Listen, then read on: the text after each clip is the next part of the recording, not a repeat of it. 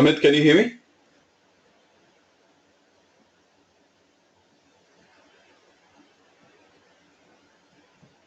Rather than, sort of like going through it. So let's just move forward. So today we'll be talking about the linear regression modeling. And, Shay would have sent you this information to you some time back, right? And let me just mute all of you now so that we can um, move on, right? So linear regression modeling, is one of the most frequently used tool in the analytics and data science for a lot of different purposes, right? So how many of you have gone through the document and how many of you haven't? Any questions, comments? Anybody wants to sort of like talk about what they understood from there?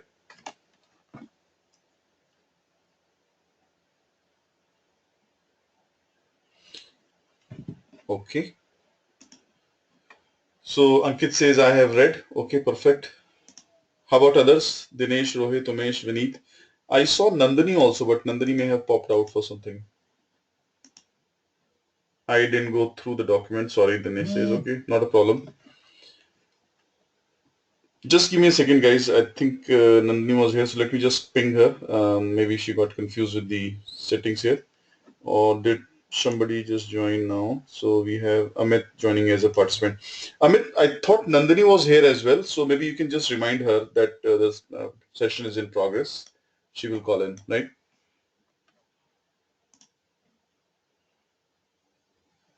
Okay, so let's move on. So, what are the different areas where we do regression, right? And we will be trying to do theory as well as some application of that in Excel today. And then we will take it on from there depending on how much time we have left. We'll be spending some time in maybe doing a little bit of these things in R as well, right? So we can do that.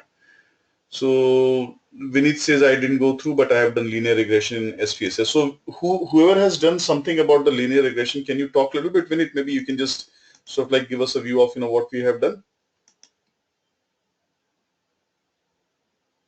Hi RP, can you hear me? Yeah, I can hear you. Go ahead. Yeah, actually we have done the linear regression mainly for um, by getting a relationship between two variables Uh-huh. to Sure. find the relationship between them, and by using SPSS in my college project Uh-huh. where I have to making the relationship between the credit limit. It is related to banking project Sure. where I am getting the relationship between the credit limit Yeah. and how much credit limit is there and how much their intake from their banks, Okay. Okay. Great. so Great. that they can find out how much limit they will get in future. Okay. How about anybody else? Anybody has done something in linear regression or has heard about it? Thank you, Vinith.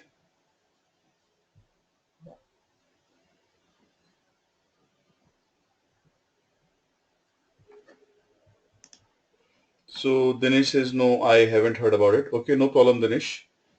Rohit, Ankit, any other thoughts, suggestions? Okay, fair enough. Okay, so let's move on. Yeah, so Ankit says I'm muted. So, okay, sorry, Ankit. Let me just unmute you. Yeah, can you speak now, Yeah, Ankit? hi RP. Hi. Yeah. Uh, so we have done a project with the company called Think Procurement Sydney. So it was more of a supplier database. Mm-hmm. So they need to find out that how many suppliers sign up to our platform. So we use some variables or predictive variables like signing up likelihood or the third party they do have or not. So all these variables would take as input, and then we have a categorical independent variable that they'll sign up or not. Mm-hmm. So we did a logistic or a discriminant analysis for that, but it's basically a regression because we are predicting something from the variables. So we get the R-square values and they understand the model, and then we put values for the new data points and then get the answers in the by output. Okay, okay. Got it. Great, great. Yeah. Thanks. Okay, perfect. So let's, since some of you don't have any background in the linear regression model, I'll just, give you a context of that very, very quickly, right? And before I sort of like go through the theory, I will, sort of like explain you some of the practical aspects of that. so that you get a very good sense of what is happening and why we are doing that, right? So maybe what I can do is I can just open up a blank document and I can give you at least some high level sense of that, and we'll be continuing the discussion tomorrow in this, right? So because this is very, very important topic, so we are better off spending some more time on it, just to make sure that everybody is clear, right? So if you look at the sort of like the typical model of linear regression, and when we use it, um, everybody's clear about the dependent variable and independent variable. I think we have discussed that, right? So dependent variable and independent variable. Is everybody clear on that?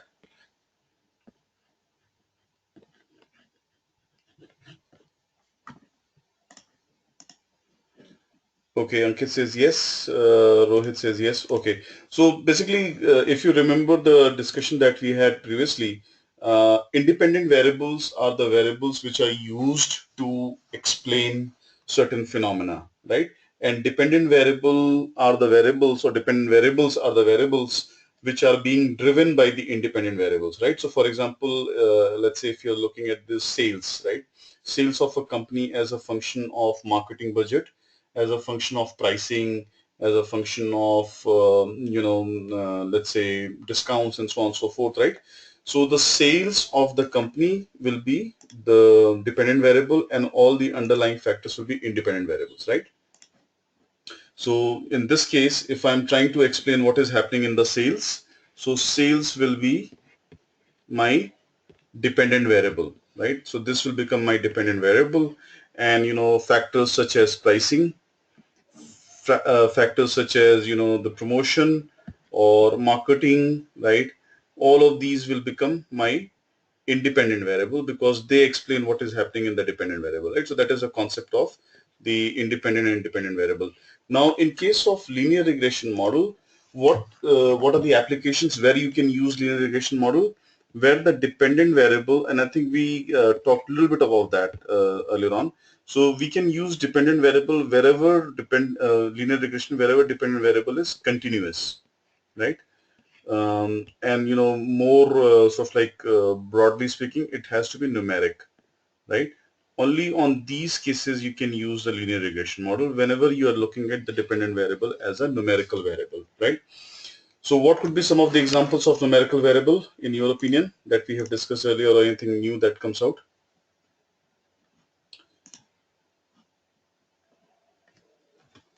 Any examples, guys?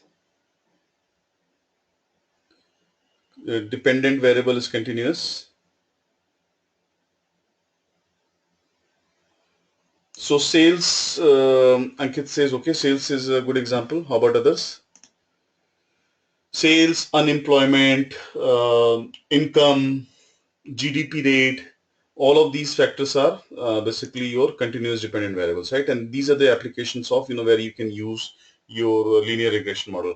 What has to be the case for the independent variables? So dependent variable we discussed has to be numeric, right? Independent variables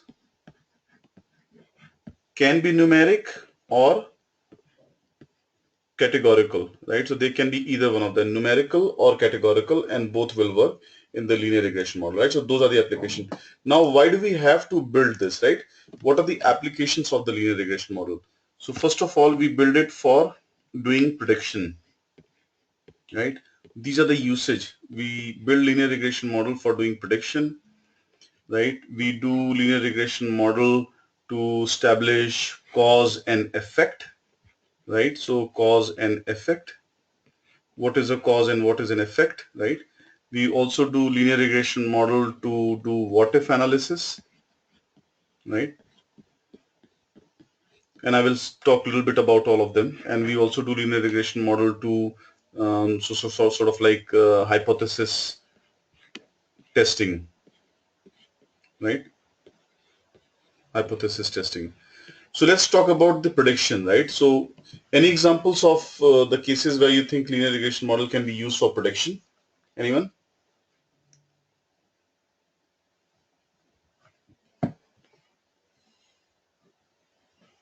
Hi, Abhishek.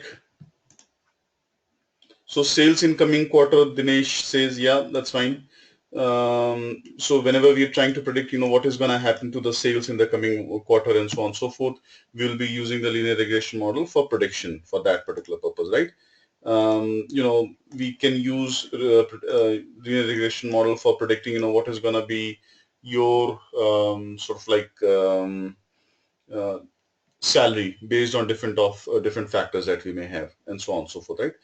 So prediction is a very, very broad category where the linear regression model is used. What about cause and effect? Any examples of cause and effect where you think, you will be using the linear regression model?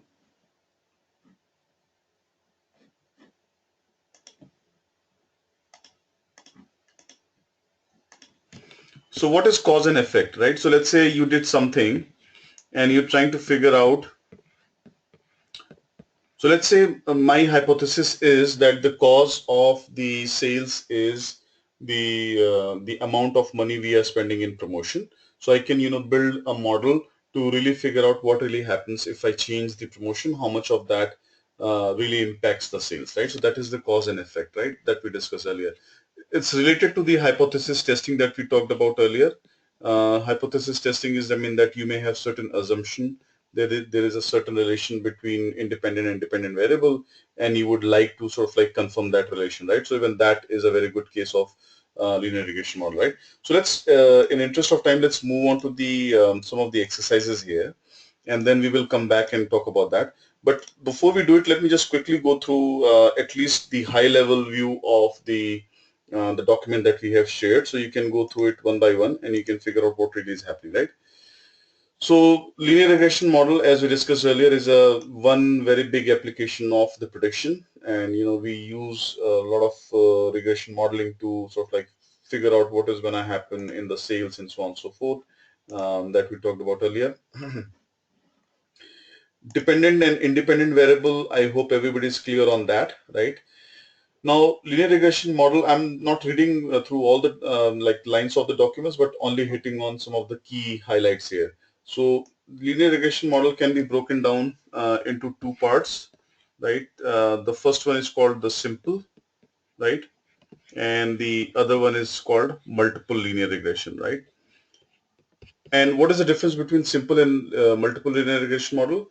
Simple is when you have only one independent variable and one dependent variable, right? So you're saying, I'm just trying to figure out what is the connection between one X and one Y. That is a case of simple linear regression model. When you have many X's, so basically many dependent variables, independent variables, then it's a case of, a multiple linear regression model. And we'll talk about some of the examples. So Dinesh has his hands up. Go ahead, Dinesh, I'm unmuting you. Yeah, RP, can you Hi. hear me? Yeah, I can hear you. Okay, so RP, so we in one of the previous sessions, Amit walked us through the dimensions and the measures. Yeah. So is this independent? Like for example, sales, profit, those of things are measures, and then you have the dimensions. So is this something related to the independent variables and the dependent variables? Yes, you can call that. You can call that, Dinesh. But the in terms of the because this is where we are actually getting into the statistical modeling. When we're talking about the statistical modeling or predictive modeling, we don't use the term dimensions and performance metrics. We use independent and the dependent variable, but they mean the same thing. So one is basically the driver, the other one is what is being driven, right? So that is the concept behind that. But in the Okay, lingo of the statistical modeling, we will refer to them as the independent and the dependent variables here, right? got it. Thanks. Sure. Thank you, Dinesh. Anybody has any question, feel free to raise your hand or send me on the chat and I will unmute you and we can discuss, right? So let's talk about the cases that we talked about, simple and multiple linear regression model, right? So let's look at the first one. So if you remember, simple linear regression model is when we have only one independent variable and one dependent variable, right? So what are the beta knots and beta 1? These are what we call as the coefficients, right? So when you are actually building the linear regression model, the whole objective is that you have to estimate the coefficient. So you have to estimate what is going to be the value of beta naught and what is going to be the value of beta 1.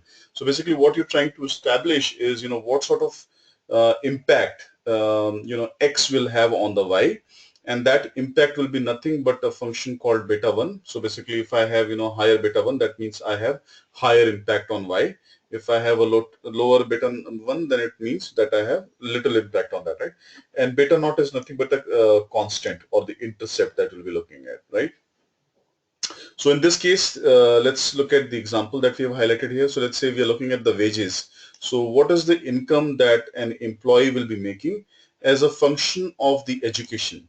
So because I'm just using education, so whether somebody is a bachelor's or somebody is a master's or PhD, and what is really the income that person is making, because I have just one factor, this will be the case of simple linear regression model, right? So this is simple linear regression model.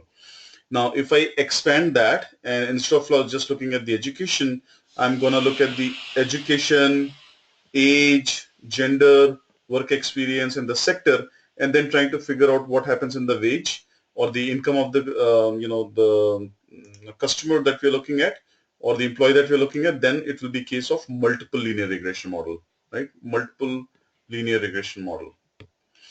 Is this clear, that separation between the linear and multiple linear regression model, simple and the multiple linear regression model, everyone? Very quickly, if you can just let me know. Okay, good. So in reality, what do you think will be the case when we are building the linear regression model? Would you think, we normally build the simple linear regression model or multiple linear regression model when we are actually undertaking any sort of like regression activity in reality? What would be your sense or guess?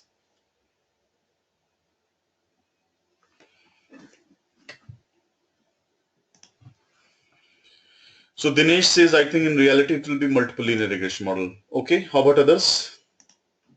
Multiple. Umesh says, okay, good. Vineet, Ankit, Rohit, any comments, suggestions from your side? So, as some of you have correctly pointed out, we will be looking at mostly the multiple linear regression model and not as much as the simple linear regression model. But some of the activity that we'll be doing in the class today, and let's make it very, very hands-on because you have the Excel file with you.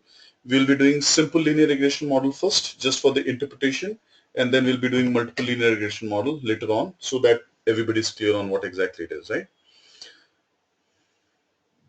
So this is a very, very baby example of, how it's basically built. So let's say I have, 20 employees. On these 20 employees, I have been given their education, right? How many years of formal education this employee has, and what is the salary they are making in the dollars, right? So in dollar case, so basically $28,000, $23,000, and so on and so forth, right? And what we'll be trying to do is see whether there's any sort of like correlation between the income and the the income and the education of the customer, right? So that is one exercise that you can think about. Because it's just one independent variable and one dependent variable, it's a case of simple linear regression model, right? Now, what you do in regression is basically the underlying principle in the linear regression model is that why do you think there's a linear in the name? Anyone? So intuitively, what do you think linear signifies in this particular modeling? What sort of trend would you expect to see between the dependent and the independent variables?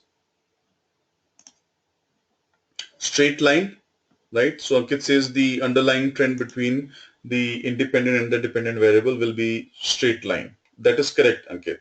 So one of the main fundamental assumption between the independent and the dependent variable is that the trend between the x and the y will be a straight line, and that is what we are assuming, right? And if that trend is not there, then you really cannot fit a linear regression model, right? Because then one of the key assumptions of that will be not valid, right? So that is, something that you should always make sure you remember. And what the linear regression line tries to do is basically it tries to fit a line in a way in all this data that will minimize the sum of squared distance. So let's say I fit this line, and this the name of this algorithm is called OLS. So some people call it the linear regression model as OLS. Now, what is OLS stand for, right? So let me just use a different color. OLS stands for ordinary, and it's all there in the document, so you can read it later on. Ordinary least square, right? So the underlying algorithm in the linear regression model on which basis, it's going to fit the line is called the OLS algorithm, right? And that is what is typically used in any sort of linear regression modeling, right? Dinesh says also when X increases, Y also increases. Dinesh, it may be the other way also. So the key assumption there is that there's a linear correlation, but the linear correlation it can be in the positive direction or it can be in negative direction. It doesn't have to be always in the positive direction, right? Is that clear, Dinesh? Okay, good. So let's move on. So let's talk a little bit about the OLS, right, and what exactly it does, right? So let's see. It's explained over here, guys. I mean, if you look at some of the creatives that we have shown later on, you will see it's listed out there, right? And what it does is basically, if I can draw maybe a very very simple case so that it's very clear to everyone. um, Maybe I can use a blank page for it. Just give me a second. There are a lot of assumptions there, so you can actually feel free to go through and look into it in more details, but I'm sort of like giving you a very high level sense of how the algorithm really works, right? So let me just use a blank page and I will draw something so that you can really visualize what really happens. So let's say I'm just looking at a simple linear regression model at this time. I'm not looking at anything complex. I'm just looking at a simple regression model, and let's say I'm plotting my X and Y, right? And these are the data points that we have, right? So now there are multiple ways which a line can be fit. So there could be a line which is like this, or there could be a line which is like this, right? Or there could be a line which is like this. So how do we know which line is going to be the best line for the model to fit, right? So how does the model figure out whether I should go with line which is in blue or line which is in peach color or the line which is in yellow color, right? So that's where you see the OLS comes in, the ordinary least square methodology that we talked about, and I will explain what it does, right? So let me just clear it up, all of this, and I will draw it one more time.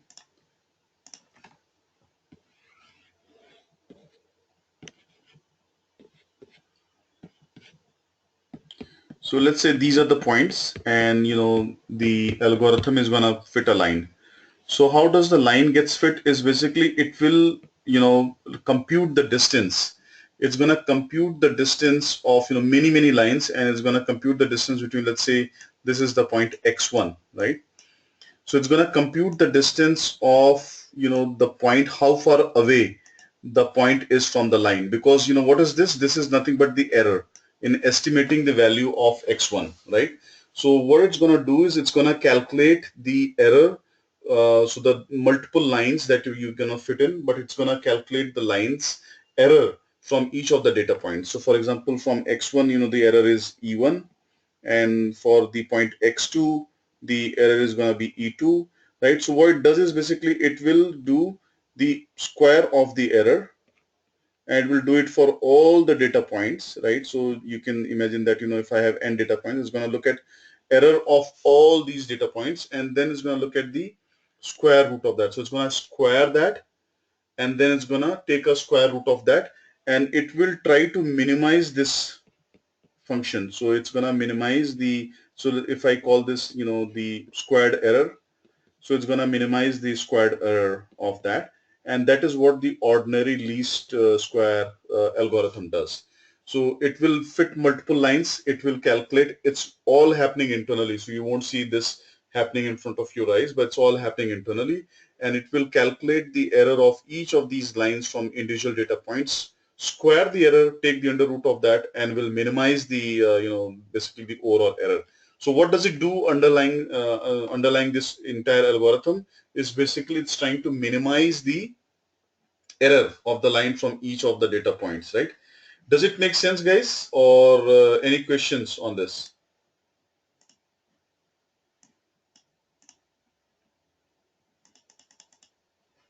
Feel free to ask anything if you have any questions. So we have some new people who have joined in. I mean, people who joined a bit late. So guys, we're talking about the linear regression model. And we're just talking about some of the motivation behind that and how exactly it works.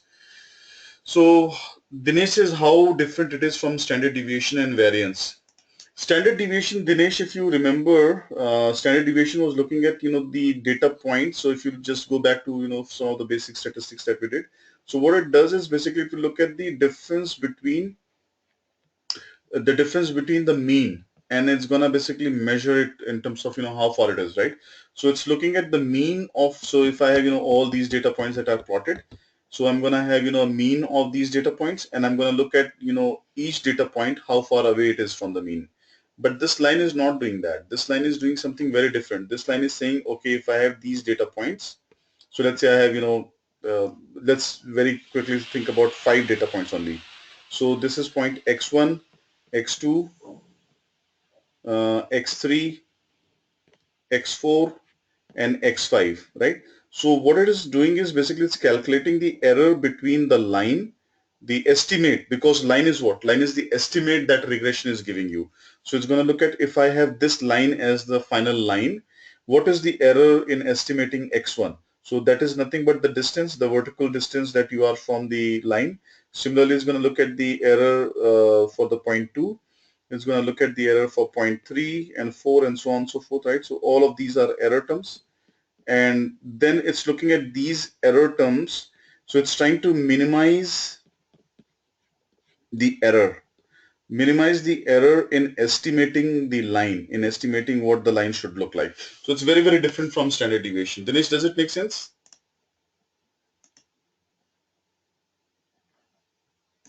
So there's no concept of mean. So you're not looking at the deviation from the mean, but you're looking at the concept of how far you are from the linear line that I'm fitting in, and whether that line is minimizing the error or not, right?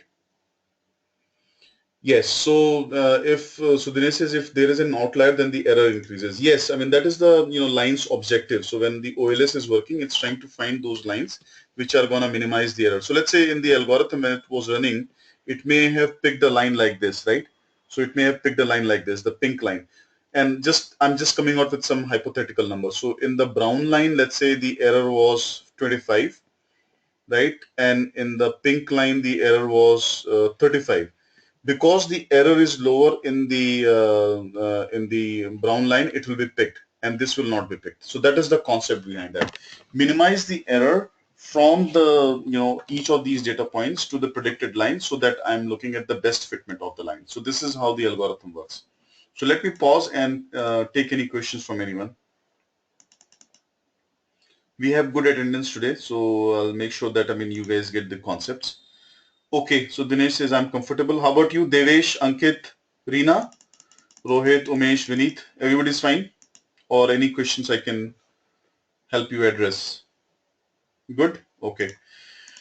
Fine. So I will keep switching back and forth between, what we are doing over here and what we'll be doing in Excel. So at this time, I'm going to move to Excel, and I will ask you guys to pull up a file called linear regression and cars. And you should have both of these files from Shrey.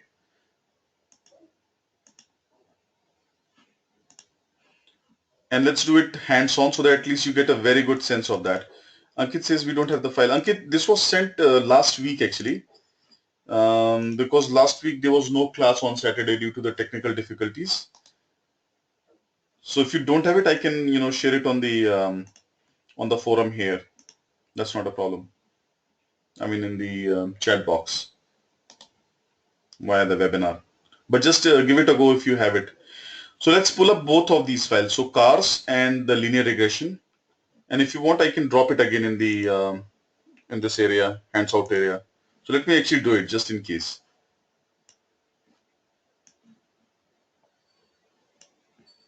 Okay, so it says not supported.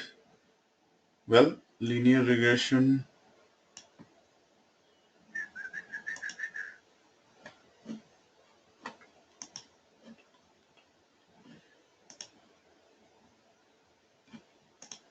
Just give me a second. Somehow I'm not able to move this.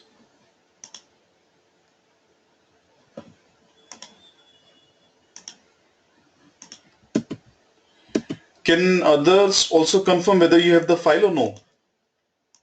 Because this is, something that I would really ask each one of you to do hands-on. You'll be benefiting a lot from this exercise.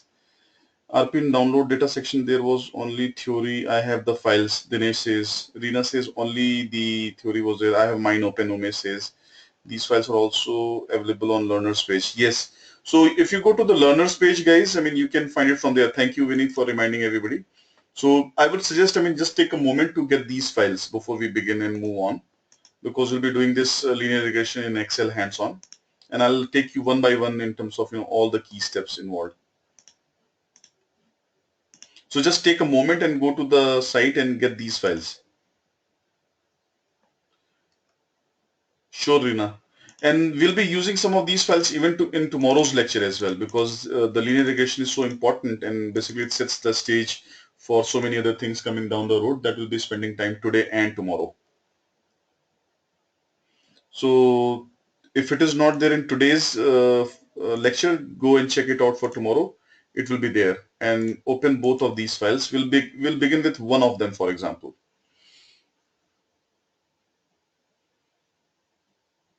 So I'll give you guys 5 minutes to just get these files, and then we'll just confirm who has, who doesn't have.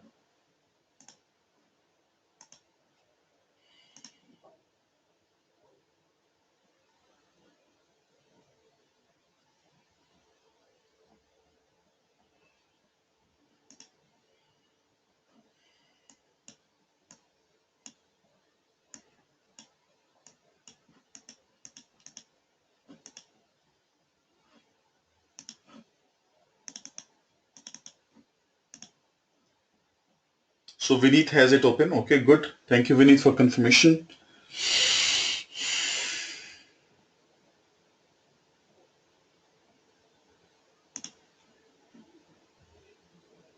Hi, Nandini. How are you?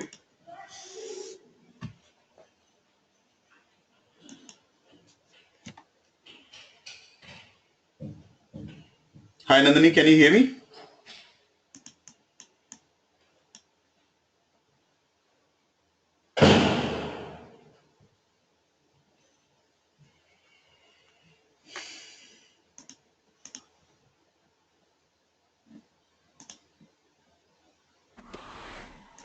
Hi, Nandini. How are you? Nandini, we are talking about the linear regression model, and you would see that the files were uploaded on the learner's page. So if you just take a minute and get these two files open, it will be in today's lecture, marked for today's lecture and tomorrow's lecture. So one file is called linear regression, the other one is called cars. So if you open both of these files, we'll get started. So far, Vineet has confirmed that he has the files open. How about others?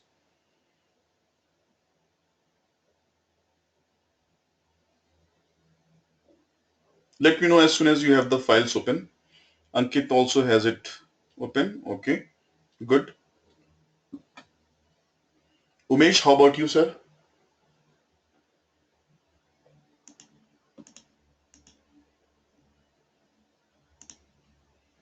Umesh has it. Okay, good. Rohit?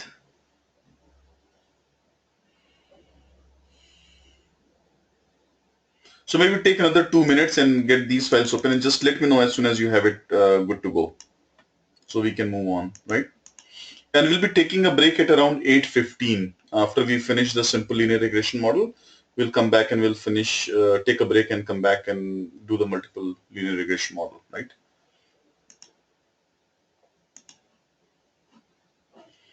And this is one model that you can build in all three tools. So you can build in Excel, you can build in SAS, and you can build in R. And I will demonstrate all three of them for your convenience. So depending on the need, you can do in either one of these tools, right? So there's no wrong or right tool. But obviously, in terms of the sophistication, Excel is not going to be as sophisticated, but it's going to be very, very accurate as compared to some of the other things, right? And what I will urge for each one of you to do for tomorrow's lecture is to go through this Word document, because I've given you some context today, but we'll be going in much more advanced topics tomorrow within the linear regression model. So I will request each one of you to go through each page of this document so that when we talk about some of the advanced concepts, I mean, you get the sense, what we're doing and why we're doing that. Does it make sense, everyone? Can you do that for tomorrow?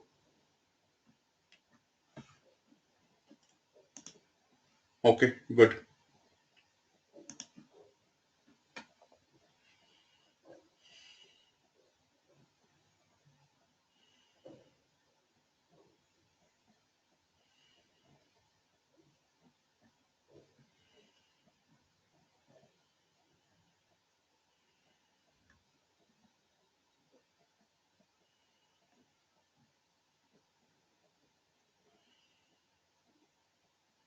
Rina, you have the files now? Rohit says cannot, file browser is not working. Okay, Rina needs 2 more minutes. That's fine.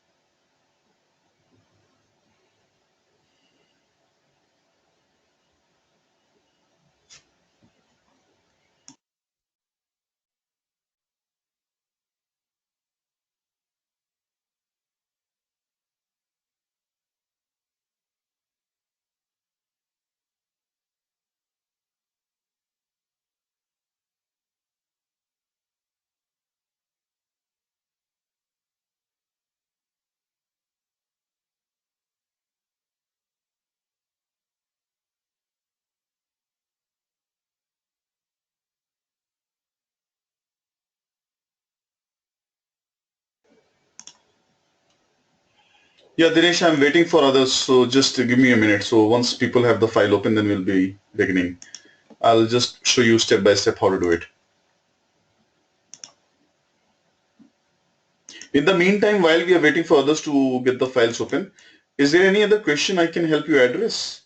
Any other comments, questions, anything that you have sort of not understood so far? Rina has the file open.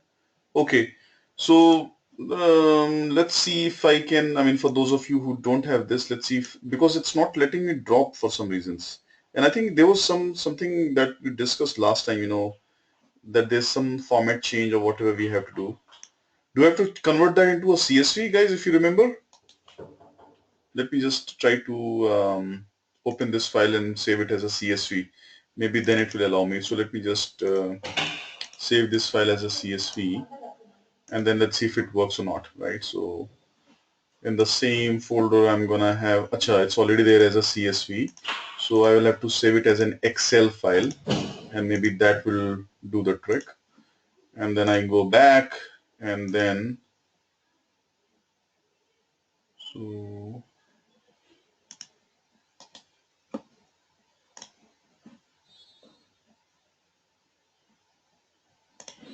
yeah, now let me see if I can drop the Excel file. Yeah, there you go.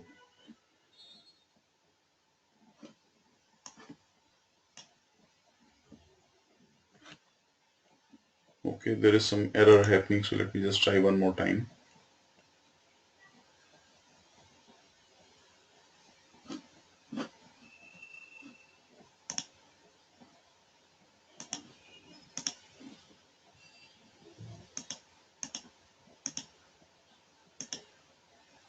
Okay, so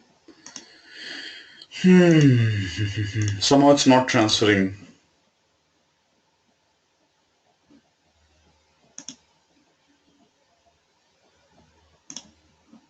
Let me try one more time.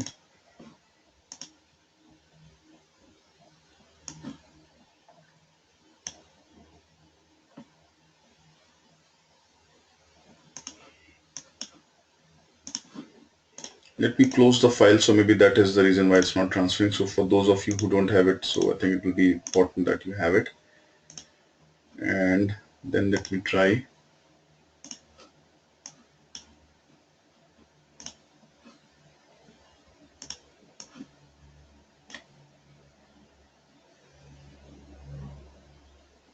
Okay. So now you should have it. So people who don't have the, I mean, they're not able to sort of like download the file from the website. Now you would have it in the handout section. So everybody please go ahead and get this file open on your side.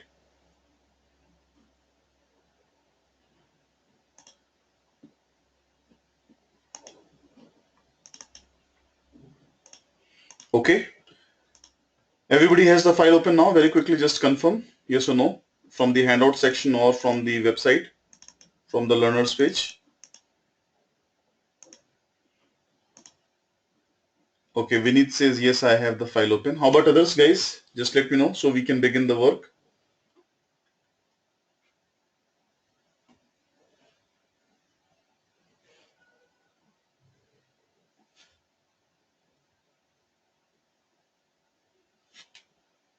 Okay, now it seems everybody has the file open. So good. So let's move on, right? And first exercise that we'll be doing today here is the simple linear regression.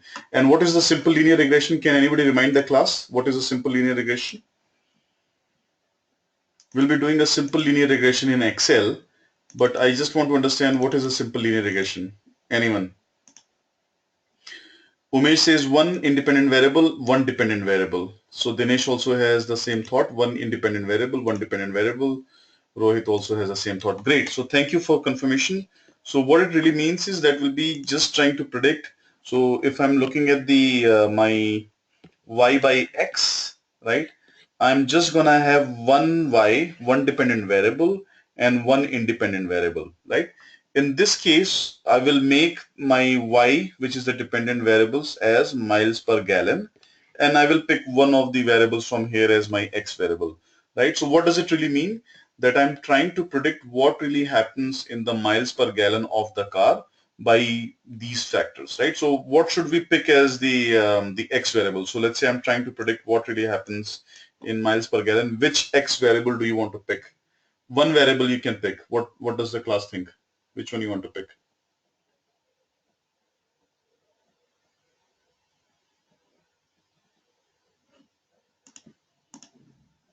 Horsepower, acceleration. Okay. So let's pick and I will do a little bit of the cheating here. So so what I will be doing, and you can ignore this portion for now, but let me just pick the most strongly correlated variable. And if you remember, I showed this in one of the first few classes. I can go to the data analysis tool pack and I can click on correlation, and I will select these variables on which I'm going to run the correlation, right? And I can say labels in the first group, and I can find what is the most strongly correlated variable to miles per gallon. So looking at this, guys, and you can do the conditional formatting. I mean, if you like colors better. So let's say I want to pick one of the most strongly correlated variable to miles per gallon for simple linear regression model. Which variable shall we pick from this?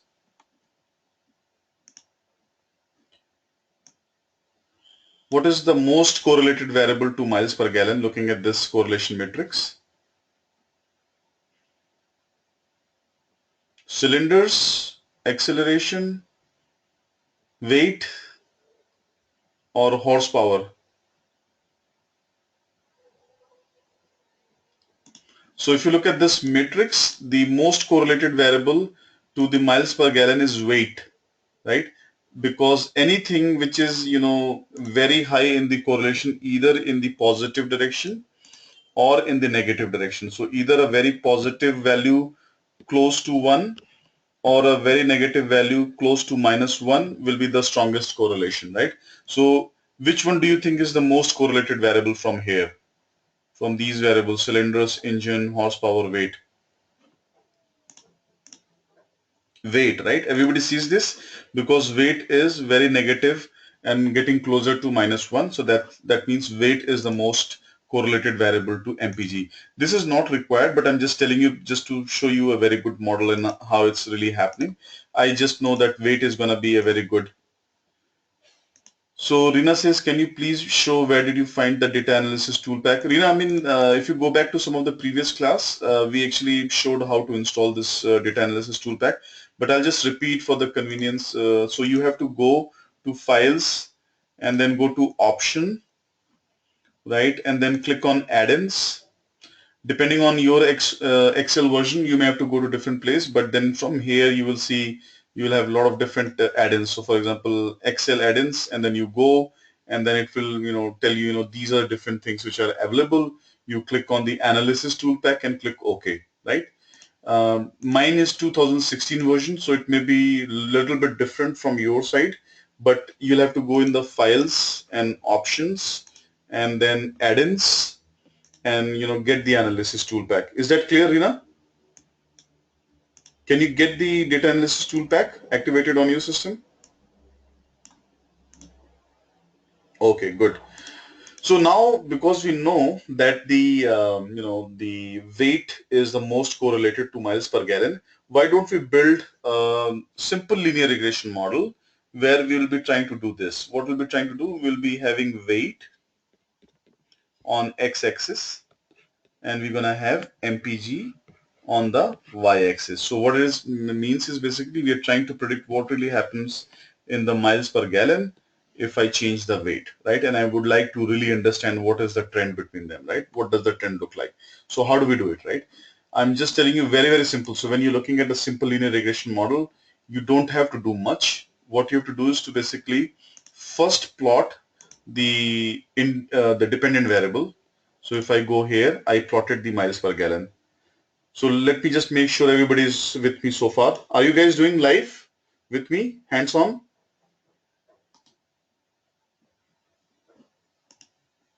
Okay, good. So go ahead and do that. So you can plot the miles per gallon. Then you can go and say select data and the x-axis. We will go and grab basically the weight values, right?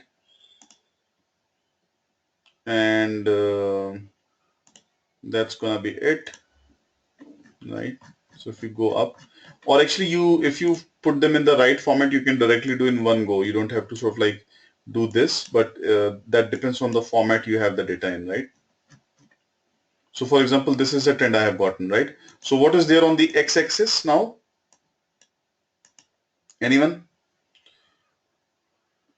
What is there on the x-axis? On the x-axis we have weight. So if I go and say, just to make sure everybody is clear, so I'll go ahead and add the chart element. So I'll say primary horizontal axis and I will say this is weight of the car, right? And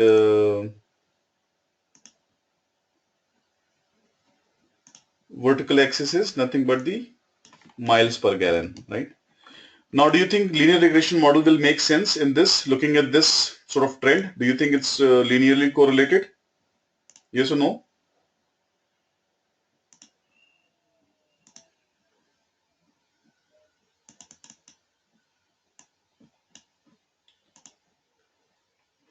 It is negative, right? So it looks linear. So even before I put a line, I mean, if imaginary, you can see there is going to be a line like this, right? Or, a line like this, right? Something, I mean, so it does look like a linear. So it does look like a very good bet for a linear regression model. Everybody is with me so far? Can you all confirm whether you have gotten to this stage?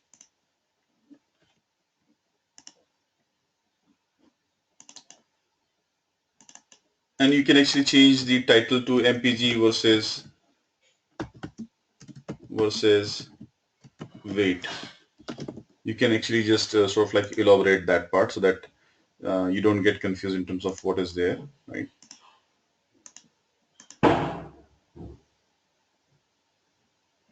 From the time you used a package for regression, can you please repeat how you added weight to x-axis? Can you please show this again? Rina says, sure, sure. So let me just delete all this one time. Let me just delete all of this, right? So that you can all follow one more time. It may be repeat for some of you, but just bear with me.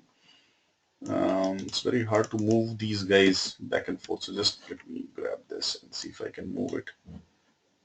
Okay. Now I'm just manipulating my window so that you can all see very clearly, right? So let me just also zoom in on the data, right? So you can see what exactly I'm doing. So yeah. So what I do is, I'm gonna plot the miles per gallon. First thing I'm gonna do is just plot the miles per gallon. And how do I do that? I simply click on this entire column and say insert and scatter plot. I've inserted a scatter plot, right? So it's very, very easy. Once you've inserted the scatter plot, you go on this point. So click anywhere on these points and right click using the mouse and say select data. So I'm just making sure that all of you are able to follow. And then you click on the series and say edit.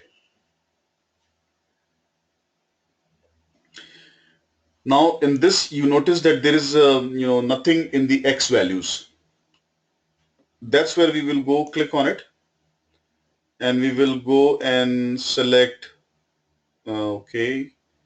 Wait a minute. So I need to move the chart first. So just give me a second because the chart is blocking. I don't know which column is it. Yeah, now it's better.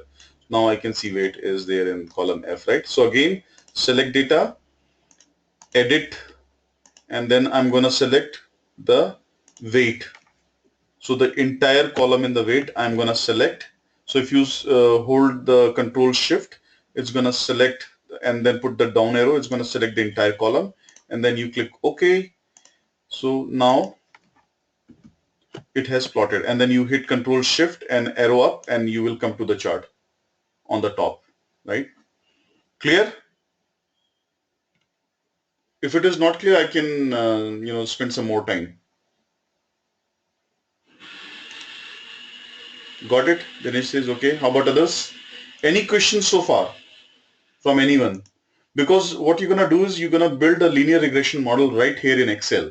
And believe it or not, a lot of times you'll find it very, very handy. So even in the work that I was doing in my latest company, I actually built a linear regression model right in Excel to predict, if I have a certain losses in the portfolio, what is going to be the pricing that we're looking at. Because when you're looking at a credit card or any sort of like loan products, you would like to understand what are the losses, and losses will drive the pricing that you make on the product, right? So if I know there's a certain trend between the loss and the prices, and if you tell me what are the losses that we're looking at, I can price the product accordingly, right? I'll give you that example down the road.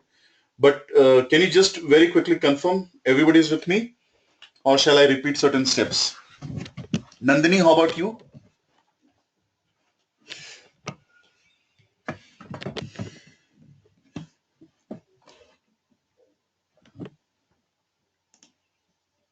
Nandini is done. Okay, Umesh is done. Good. Rohit, please repeat last step. Rohit, you're talking about how I added the axis?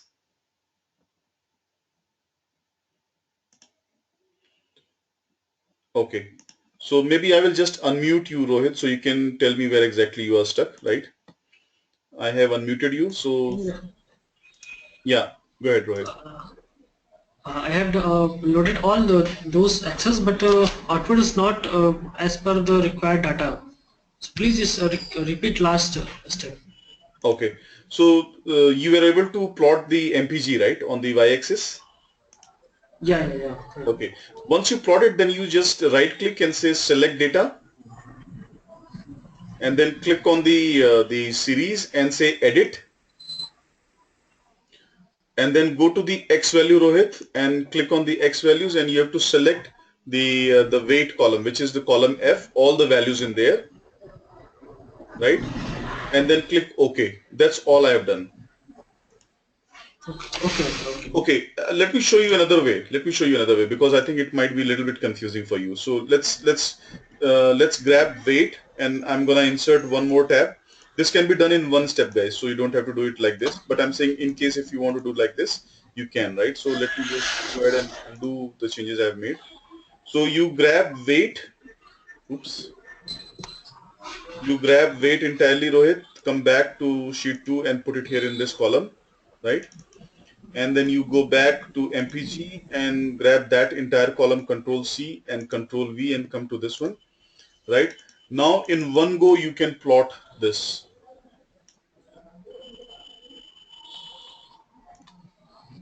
here. So the reason why I didn't do it there because they were not ordered correctly. So if you order your columns correctly, you put the X variable first and then the Y variable, you can just highlight both of them and you can plot in one go. Can everybody try this? So insert a new sheet, put the X column first and then put the Y column and then select both of them and say insert chart and see whether you're able to replicate this.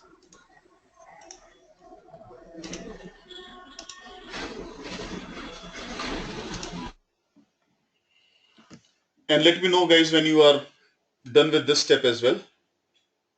Devesh, how about you? Are you following?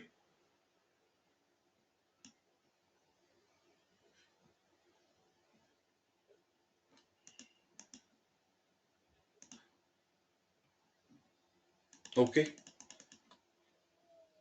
Okay, good. So Vineet is done. Rohit is done as well. Okay, good. Anybody is not clear on how we got this chart? I mean, you simply just grab the data, X data and Y data.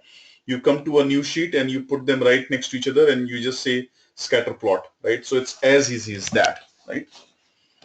Reena, Nandini, are you with me?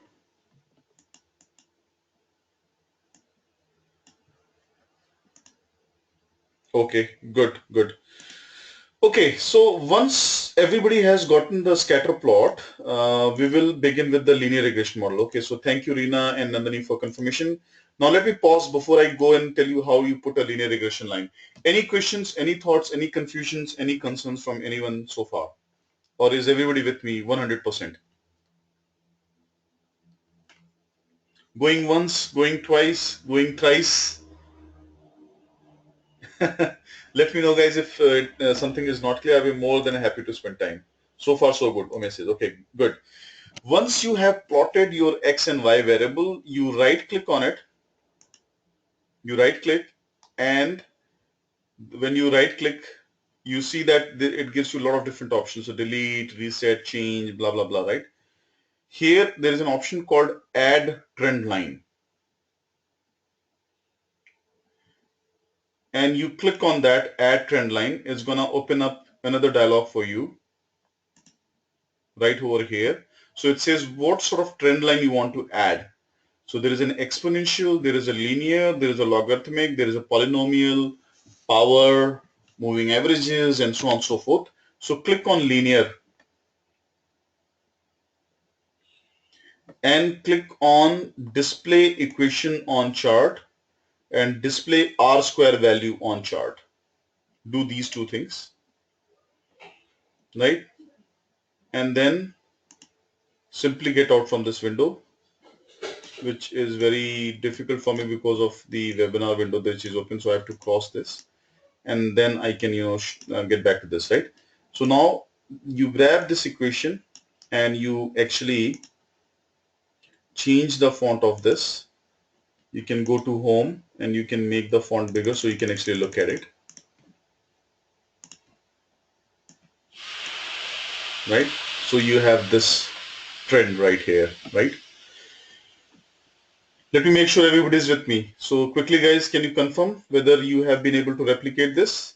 And then I will explain what we have done.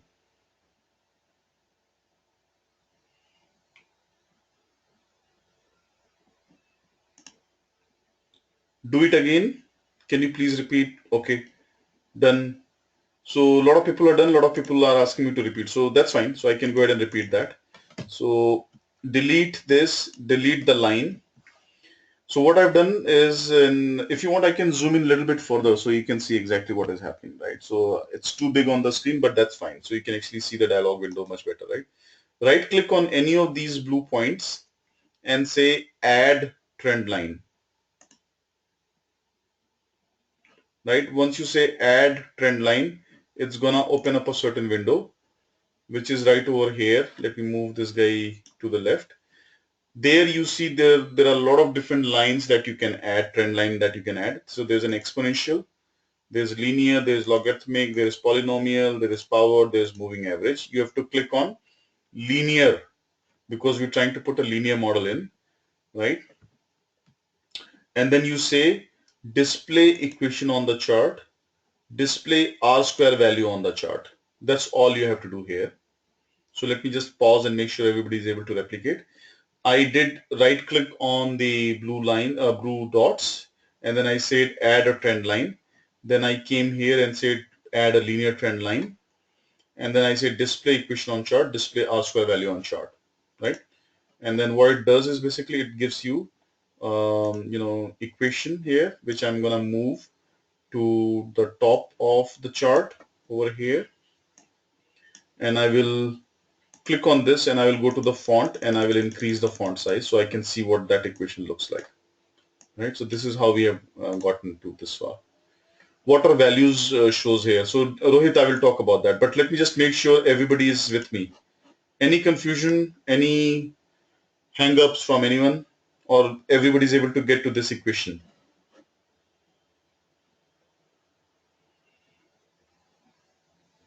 Guys, quickly confirm whether you're with me or not. Fine. Umesh, Nandini, Ankit. Okay. And some of you are already done with this, so that's fine. Anybody who's stuck, don't be hesitant, don't be shy to ask. Anybody who's not there yet.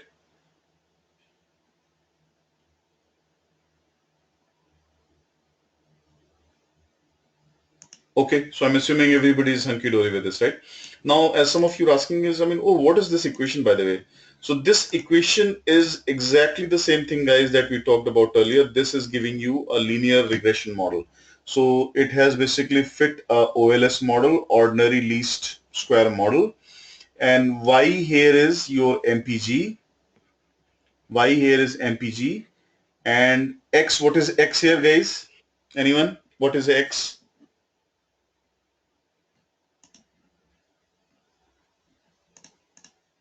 X is weight. Exactly. Thank you. Umesh, Nandini, Ankit, and others who are confirming.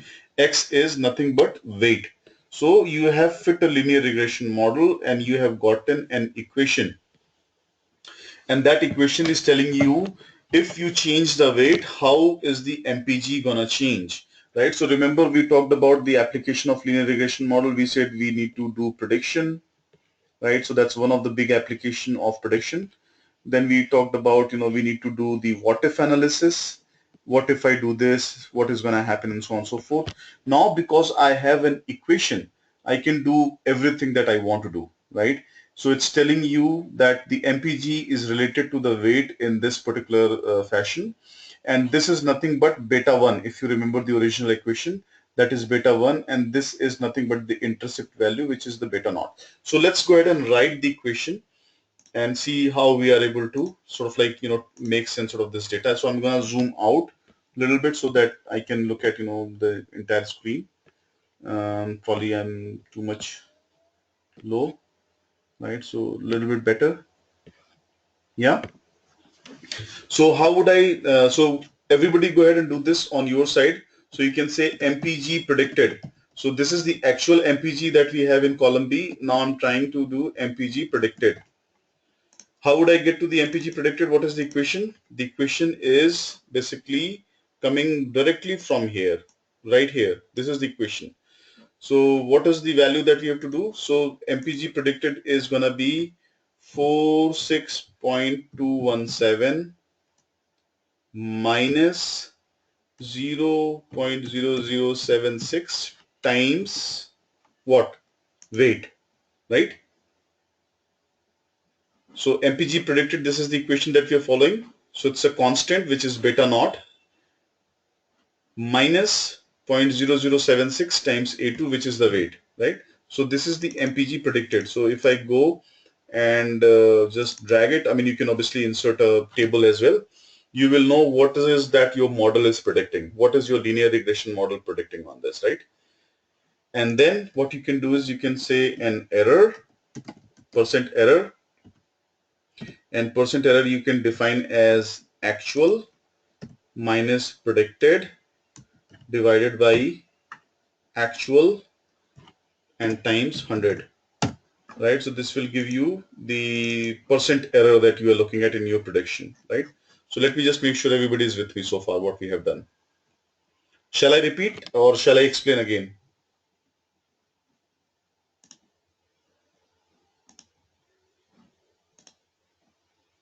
Again, okay. So guys, when you fit this trend line, what you have done actually is basically you have fitted a linear regression model, and this output is giving you the equation of that linear regression model, right? So it's telling you that when the weight increases by 1 unit, the miles per gallon goes down by 0.0076, right? So it gives you a relation between the weight and the MPG. So this is the MPG, this is the weight, and it's giving you the entire equation. And the R square value, which you remember, is basically telling you know how accurate is the model. So R square value of 0.69 is quite decent. So that means you know the model is having very decent prediction power. It's not too bad, right? So we can go ahead and use it for figuring out you know what exactly we will be looking at, right? Using that, I go here and I will zoom in so that you can see what is happening. So I go here. So how do I get the predicted level? I look at the same equation that we have gotten, and let me actually copy the equation as well somewhere. Just give me a second so that I can have it both on the same screen.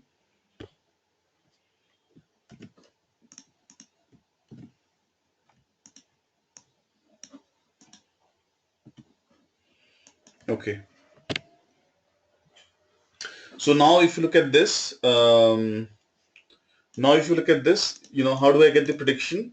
So the MPG predicted, which is Y variable here, is this value, which is the intercept 46.217 minus, because there's a negative sign here, the coefficient is negative, minus 0.0076 times X. What is X here? X is nothing but the weight, right? So that gives me how I can predict the miles per gallon for a given weight of the car, right? So that's what we have done. And I just simply, you know, sort of like copied the formula in all the different cells, which you can double click and that it will do. And then in column D, what I've done is to calculate the error. Error is, you know, this is the actual miles per gallon, and this is what we are predicting. And the error is a difference between the actual minus predicted divided by the actual and times 100, because we are looking at the percent scale. So this is the error in percent scale, right? And that is how you get the error in the prediction of the model, right? So very, very simply speaking, what you've done is you have figured out the equation. So the ultimate aim of any regression exercise is what? Is what is going to be the equation, right? So what is going to be the equation that you will be looking at?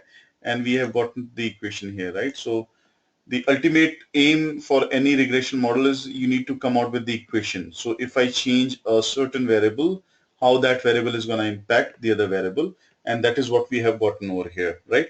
Now using this equation, we can do a whole host of other things that I will come to a little bit later, but let me just pause and see if everybody is clear now.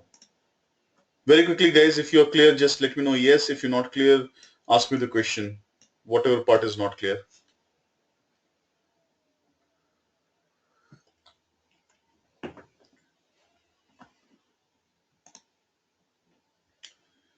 Dinesh confirms yes, it's clear. Vineet, Ankit, Rohit. Okay. How about others? What part is not clear? People who are not confirming. Anything that I can explain one more time? And that's what I'm saying, you know, you would be, understanding these concepts much more easily if you just go through the Word document that we have shared. It's there on the learners page. Just go through it for at least tomorrow's lecture, you know, page by page, and that will put things in very, very good perspective for you. You'll be able to see it much clearly what is happening while you're doing that, right? Okay, any questions or are we clear, everyone? Could you explain the percent error one more time? Umesh is asking. Okay, sure, Umesh, no problem. Reena confirms, yes, I'm clear. How about you, Nandini? Are you clear? Devesh? Nandini clear. Okay, Devesh, how about you? Okay, good. So I will explain the percent error again, right? So I'll just zoom in on the formula so you can see what is happening. Give me a minute.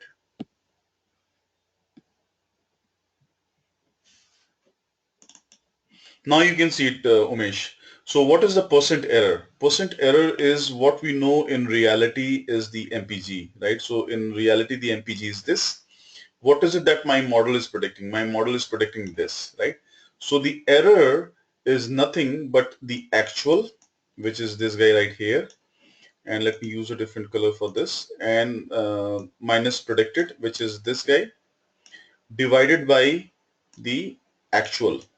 So how far off you are from the actual miles per gallon, because you've built the model, and in this case you already have the data on the actual miles per gallon. So you'll see, how inaccurate your model is. So in reality that this is a 2 miles per gallon for this car, which is having a weight of 3850, but my model has predicted 16.957.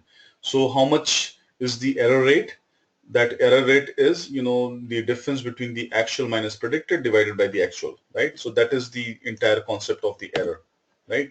And what it does is basically it gives you that you are basically, in this case, you are over predicting the MPG. So your error rate is 13%. You're 13% off from the actual miles per gallon, right? Similarly here, you can see you are 24% off in your miles per gallon prediction here. So then if you want to really sort of like look at, how well you're doing, you can actually go ahead and plot the error, right? And you can see, it sort of like behaves randomly. So in certain cases, you are over predicting, in other cases, you are under predicting, right? And that is the entire utility of looking into the errors and see, what exactly the range looks like. And we'll be talking about some of the concepts tomorrow, the concept of heteroscedasticity, which will be talking about, your prediction level and your error rate. But read the document first. Is there a method to reduce the error? Rohit is asking. So since this is a very simple model, Rohit, that's why you're saying the weight alone does not predict the entire MPG, right? So what does it really mean? So can anybody tell me the interpretation of 0.6926, if you remember the initial discussion? What does it mean?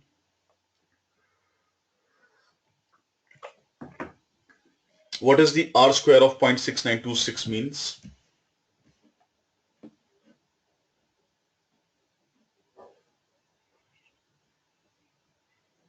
And you will see that how R square becomes better when we do certain other processing. But can anybody remind what does the R square of 0.6926 means? 69% accurate, Rina says 69% accurate, Umesh says, Ankit says 69% of the variation is explained by the independent variable. Vinit says it is the coefficient of determination, it is explaining 69%. Thank you guys for your comment.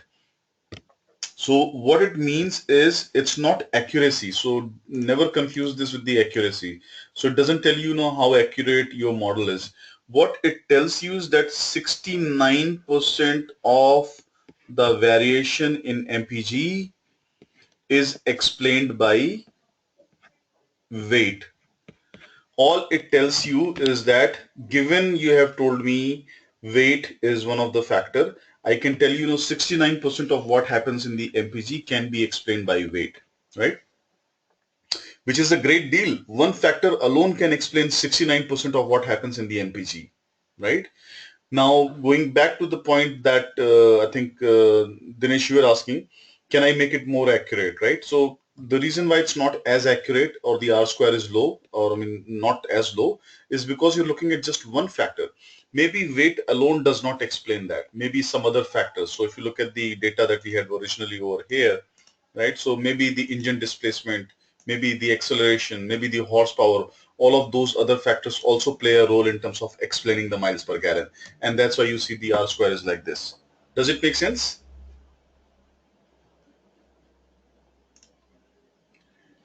Yeah. I think Ankit, yeah, hence we need to look at multiple linear regression model. Exactly.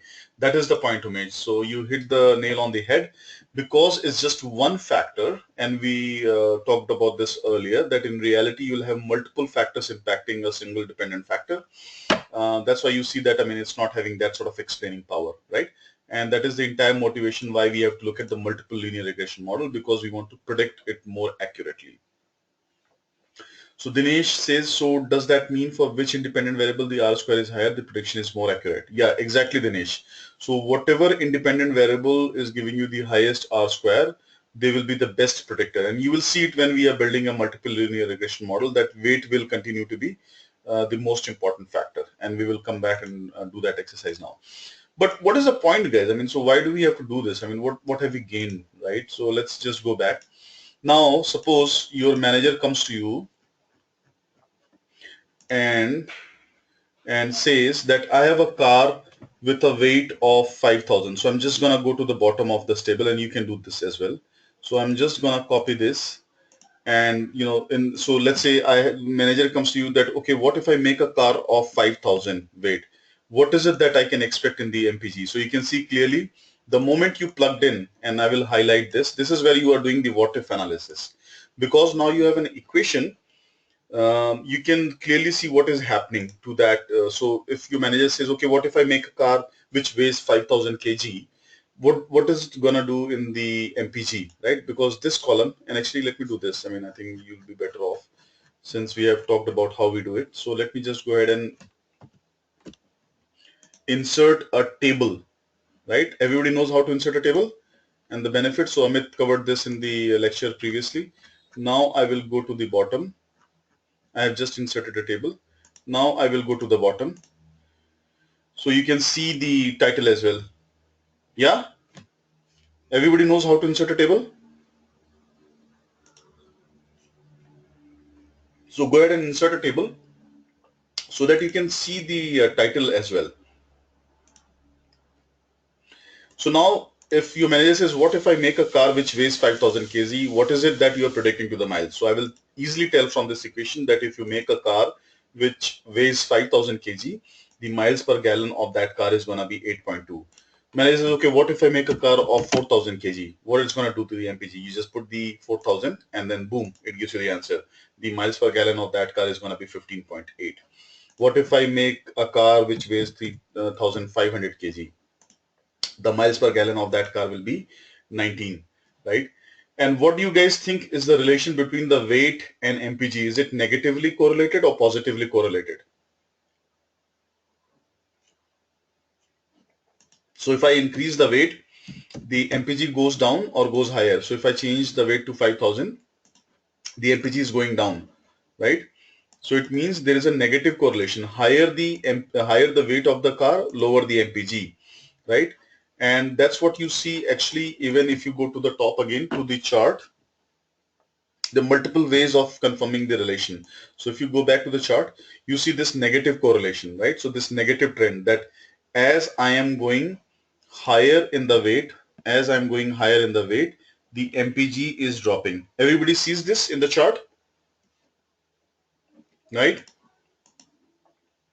As I go higher in the weight, MPG is dropping. Is there any other way you can confirm there is a negative correlation?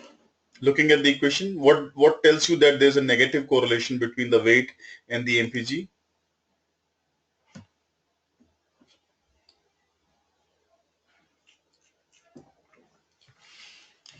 Right. So what tells you there is a negative correlation is this guy right here. There is a negative sign in front of the weight. So it says if I increase the weight, it's gonna lower the MPG, right? So that's what it confirms, right? So if you remember the discussion that we were having initially, we said also, we would like to confirm the cause and effect and the relationship between the X and Y variables. So now you can tell for sure there is a negative relation between the weight and the MPG. Higher the weight, lower the miles per gallon of the car, right? So there are multiple ways you can tell that. So now if I go back to the bottom, which you can do by just doing the control shift and down arrow, right? So just do control shift and down arrow, you'll come to the absolutely the bottom of the table where we are doing the prediction and what if analysis, right? So now you can plug in any number, right? You can plug in any number. It's just gonna spit out the MPG directly, right? So that is the utility of the linear regression model. And in this case, what we have done is we have built a very, very simple linear regression model where I'm just trying to predict the weight, trying to predict the MPG by the weight, right? But you guys hopefully saw the utility and how we actually do it in Excel. So let me pause here and we'll be taking about 10-minute break, right? But before I go to the break, let me make sure that everybody is with me and there's no sort of like doubt or concerns from anyone. If there is, I'll be more than happy to spend time. So just very quickly, guys, confirm whether you are with me or not. Any questions, thoughts, comments, concerns, anything that comes to your mind? Clear? All okay? Ankit says, Rina says, okay. How about others? Umesh is fine. Yeah, good. Nandini is good. Devesh is good. Okay, good. Vineet, thank you. Okay. Dinesh, all is well. Okay. So I guess everybody's comfortable. So on that note, guys, I mean, it's been what, hour and 30 minutes since we started. So let's take a let's take a 10-minute break and be back by around 8:40 sharp. So it's 8:26. Actually, it's 14 minutes break. Let's be back by 8:40 sharp, and then we'll be talking about the multiple linear regression model, and that also we'll be doing in Excel, and I'll be showing how to do that, right? So 8:40 we'll be back. Okay, thank you. See you soon.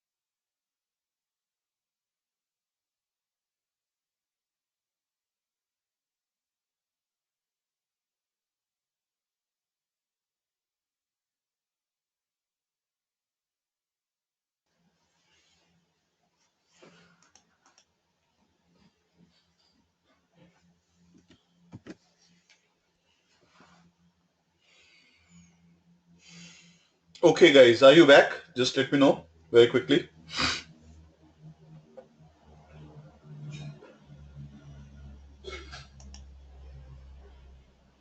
Okay, Umesh is back. Thank you, Umesh, for confirmation. We'll give another couple of minutes because we're a bit early, so then we'll get started.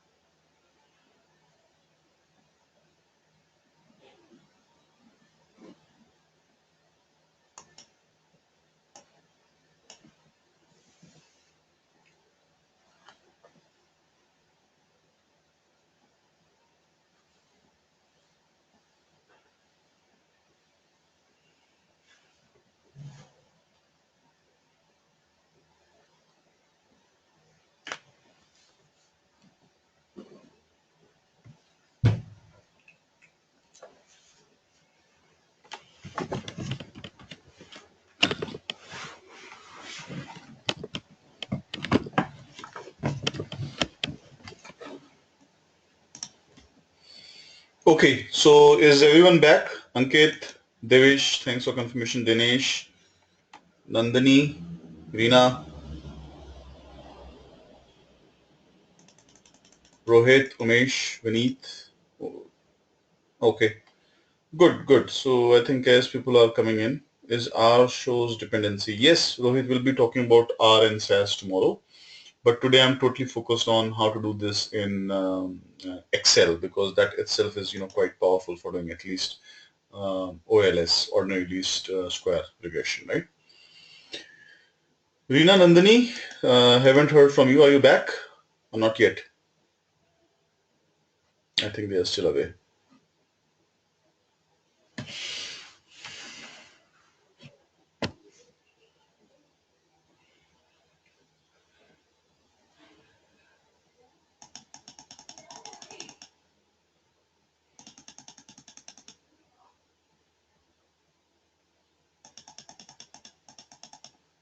Okay, we'll start, guys. I mean, just to make sure that we finish on time and we cover all the topics for today, we'll start, right?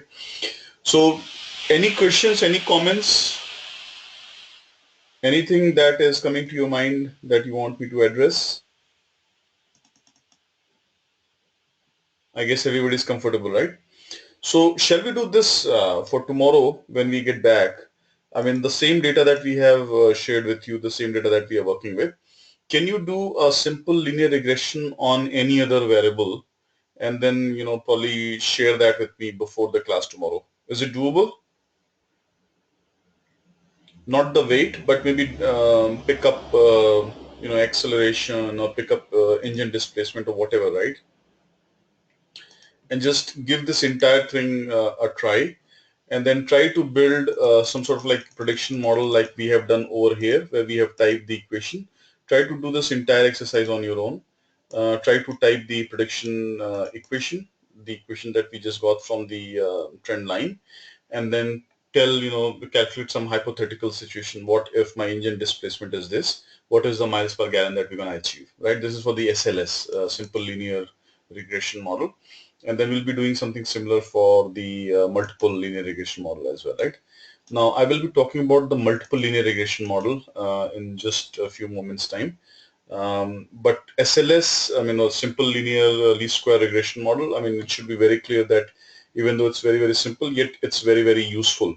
Can anybody name some cases where they can apply in their work? And if you have some suggestions and thoughts, I will unmute you and you can speak up. How you think you can apply some of this directly in your work, what you're trying to do? Because there are a lot of times you're trying to correlate two things together, right? And we normally sort of like do some sort of heuristic formula or some sort of intuitive way, but now you can actually develop an equation for the relation that you're expecting between the variables, right? So any use case examples that you can think about in your work or in general?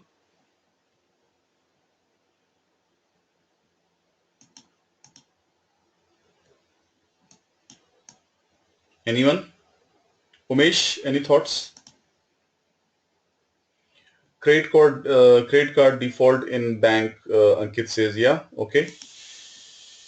So think about it. I mean, so I think as you're learning these concepts, right, you should always look for the opportunities where you're gonna apply some of these concepts directly, right? Either in your data from your workplace, or if you don't have any data coming in from there, how you can actually get to the stage where you're gonna apply this yourself, right? So as an exercise for tomorrow, before you come to the class, there are two things that you have to do.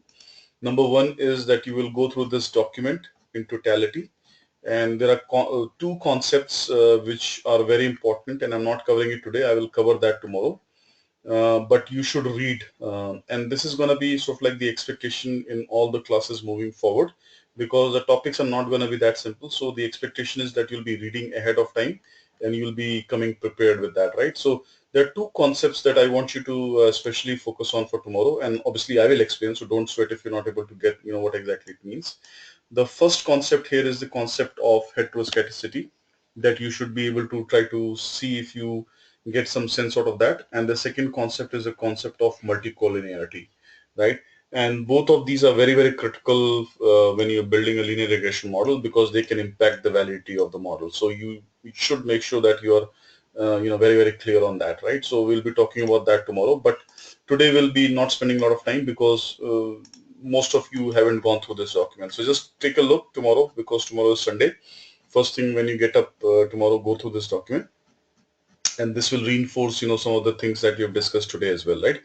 So let's switch gears and let's move to the multiple linear regression model, right? So I'm just going to delete this sheet, and I'm going to delete this chart, so we don't need that anymore. Now, who can remind the class what is the difference between the simple linear regression model and multiple linear regression model? Very, very simply put, what is the main difference?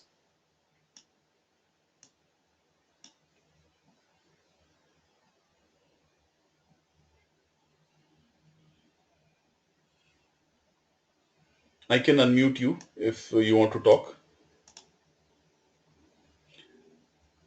So let me unmute Ankit. So Ankit, can you just explain very quickly for rest of the folks here what exactly is the main difference? Yeah, multiple regression model basically means there are more than one independent variables to predict output. Yes, yes, So, yes. for example, let's say MPG, then cylinders, engine, horsepower, we will take all of them to predict how will it affect MPG. Great, great. Okay, perfect. Anybody else who wants to sort of like give more color, I can unmute you. But all of you are sending me the chat, so that's great, right? So how do we build a multiple linear regression model? Nandini says more one or more predictor and independent variables, right? Nandini, would you like to talk on the phone? I can unmute you. That's fine. So if you want to just let me know, I'll be happy to unmute you and you can talk, right? So how do we go and build the multiple linear regression model? I mean, first of all, is everybody clear on the need of building a multiple linear regression model? That's simply put, basically the word is not as simple as what we just did, that one factor is driving the factor. In reality, a lot of factors drive a lot of other factors, and they are sort of like there is a many to one and many to many relations that you're trying to factor in. So in the multiple linear regression model, what we are trying to do is basically many to one relation, right? So let me just explain what exactly it means.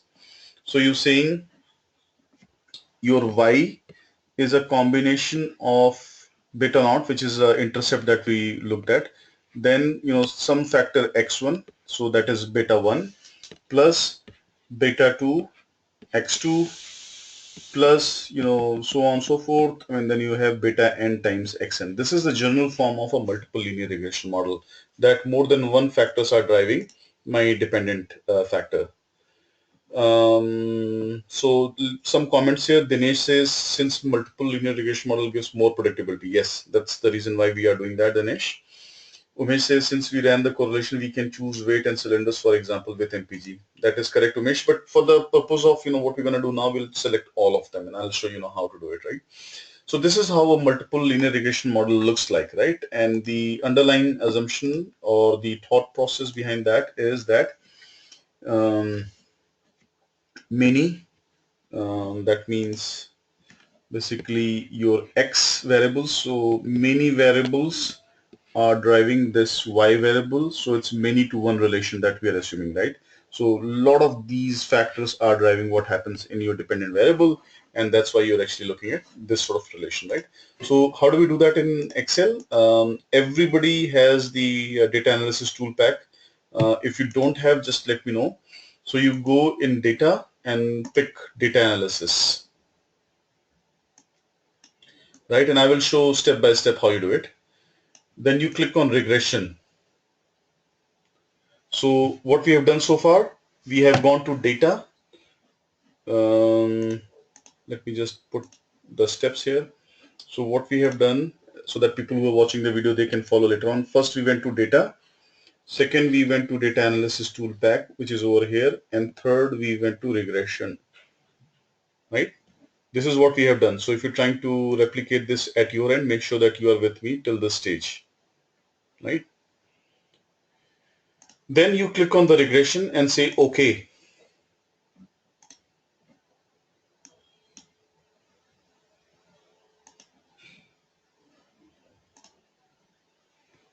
Right. So click on regression, click OK. You will get this window on your screen. Everybody has this window on their screen? Anybody who's a little bit behind so far?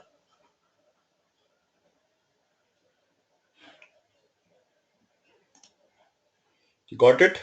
Umesh says okay. How about others? Everybody is on this window?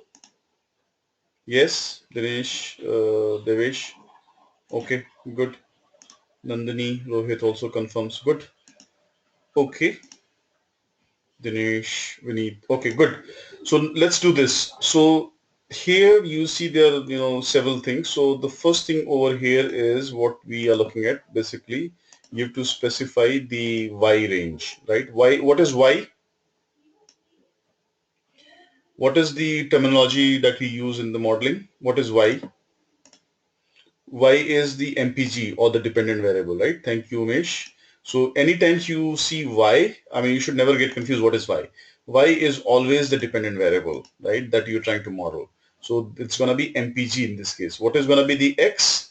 All the other independent factors that you're trying to see the impact on the MPG, right?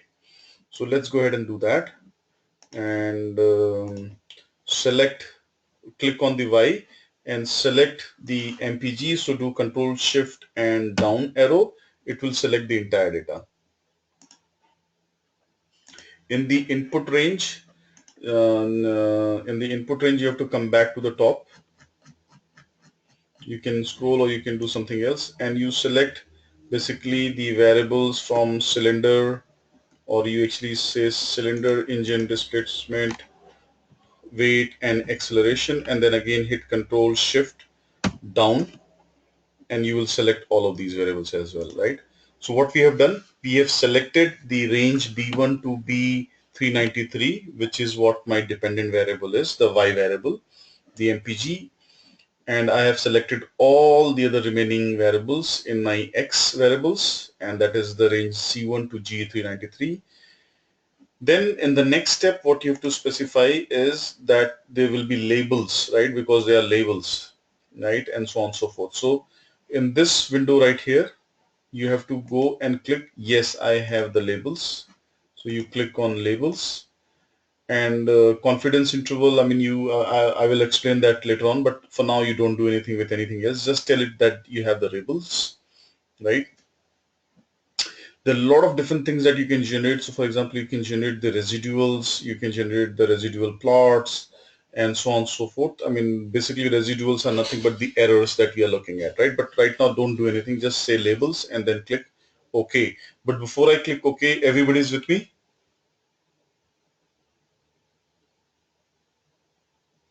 Just quickly confirm. Yes, Umesh says OK. Others? Ankit is fine as well. Nandini, yeah, good. Okay, perfect.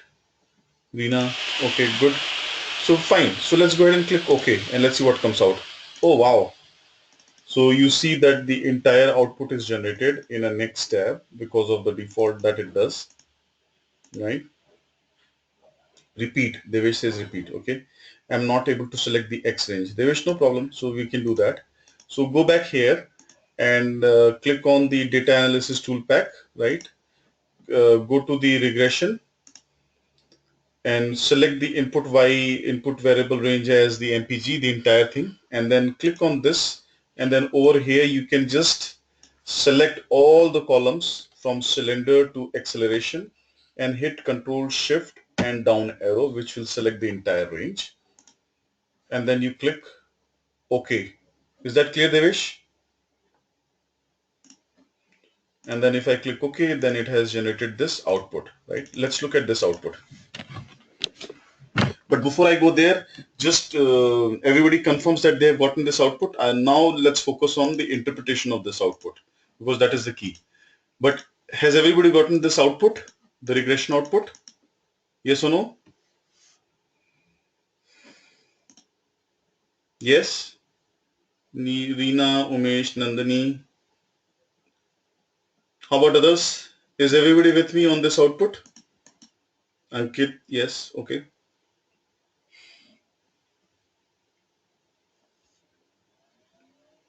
Devesh, okay, yeah. We'll wait for others to confirm.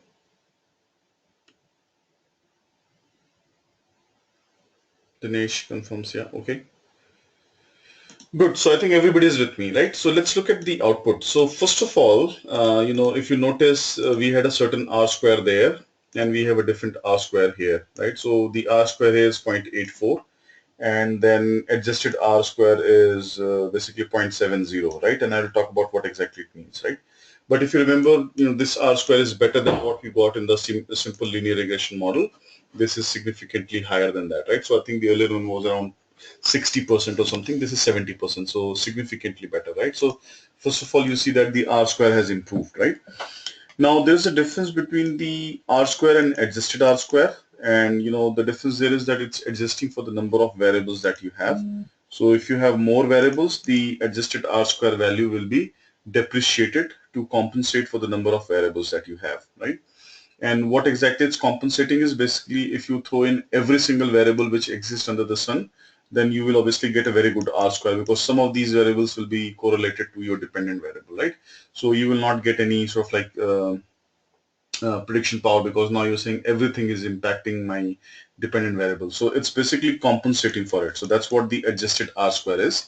And as a rule of thumb, you should always look at the adjusted R square and not the R square or any other R square value. So always look at the adjusted R square value. Now, who can interpret what exactly does it mean? So what is 0.739? What does 0.739 means? Anybody wants to come on the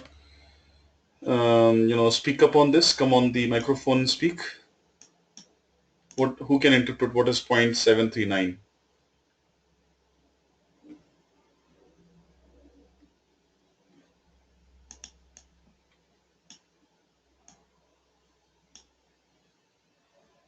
Umesh, Vineet, Ankit, who wants to interpret? Anyone? So what was the interpretation of R square in the earlier model? How did we interpret between the MPG and the weight? Okay, so Umesh has, good answer. So Umesh, I will unmute you if you don't mind. You can just talk about that. Yeah, Umesh, go ahead. No, I just made a note when you had explained R square earlier Yeah, on the 9%, so I yeah, followed the same. yes. So can you just repeat what does 0.739 means? It basically is telling us that there's 74 or close to 74% variation in miles per gallon Yes, on the variables. yes, exactly. Thank you, Umesh. So it means 70.39 or 70.4% of the variation is explained by your independent variables. And what are those independent variables? The independent variables that you threw in the model, which is cylinder, engine displacement, horsepower, weight, and accelerate. So all of them collectively explain 70% of the variations seen in the MPG. Is the interpretation clear, everyone? Because this is one thing you should be able to nail every time and do not sort of like get confused in the process. What exactly is the interpretation there, right? Clear? Okay, good. Now let's look at some of the other terms here. And remember when we did the hypothesis testing, I think it was, 2 or 3 lectures back, we did the type 1, type 2. So if you're not clear, you can go back and revise. And we did the hypothesis testing. There is a hypothesis that we test, right? So now we are actually seeing some of the interpretation or application of those hypothesis testing, right? So so let me talk about what are the key statistics that you should look at in any linear regression model. So first is the R square, and you can note it down or you can make a mental note. Second is the F value, right? And I will explain each one of them one by one. Then T stat, then P value, right? And signs of the coefficients, like whether it's negative or positive, right? And then also the error rate, what is the error rate that you're looking at, right? And I will explain each one of them one by one. We have already talked about the R square. So let's talk about the F. And this I will not be explaining tomorrow because even the output from R and SAS will have exactly the same metrics, right? Exactly the same sort of output, but with some differences. But we'll be talking about the heteroscedasticity and multicollinearity in the lecture tomorrow, right? So I'm going to cover these basic fundamentals here. So the F value here is basically signifying, the F value here signifies the, prediction power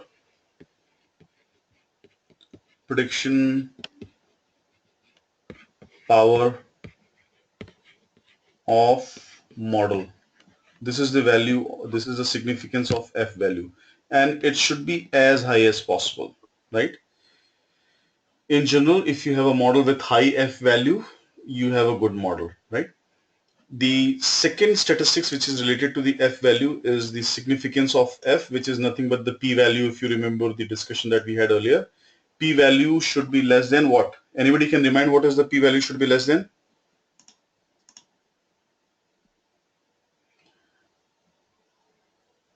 Less than 1? No. P-value should be less than 0.05. Remember, we talked about the level of significance that I want to be 95% confident.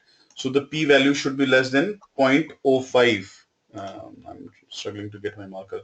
So P-value should be less than 0.05 in order for that to be significant, right? So if the p-value is less than 0.05, that means at least I am 95% confident that my model is having good prediction power, right? So that is the interpretation of p-value, right? So always remember p-value, by default we are looking at less than 0.05. Always remember that, right? Now what exactly is the hypothesis that this F statistics here is testing, right? So this F statistics is testing the null hypothesis is that none of the variables are significant. So by design, what we are saying, what exactly this F statistics is testing is And I'll strongly suggest you to go back to the hypothesis, chapter that we discussed in the basic statistics to remind yourself. But the null hypothesis there is that none of the variables in the model are significant. That means your model is junk. None of your variables have any prediction power. That is a null hypothesis. Alternative hypothesis is what? That at least one variable has significance, has prediction power. Is this clear, guys? What is the F statistics trying to test? And believe it or not, a lot of people even working in the analytics industry do not know these concepts. So you'll be very, very sort of like in an advantageous position if you remember and you apply these concepts. Null hypothesis says none of the variables, so neither cylinder nor engine nor horsepower nor weight nor acceleration has any explaining power for the MPG. That is what my null hypothesis is. Alternative hypothesis is at least one is significant, so either cylinder or engine or horsepower or weight or acceleration, some at least one of this variable has some explaining power in the model, right? So that's the alternative hypothesis. Sure, Ankit. So I will talk about the F value. So rather than looking at the F value, Ankit, you should be looking at the P value. So if the P value, which is right here, so this is nothing but the P value. If the P value is less than 0.05, you say that my model is having prediction power. In this case, is the P value less than 0.05? Yes or no?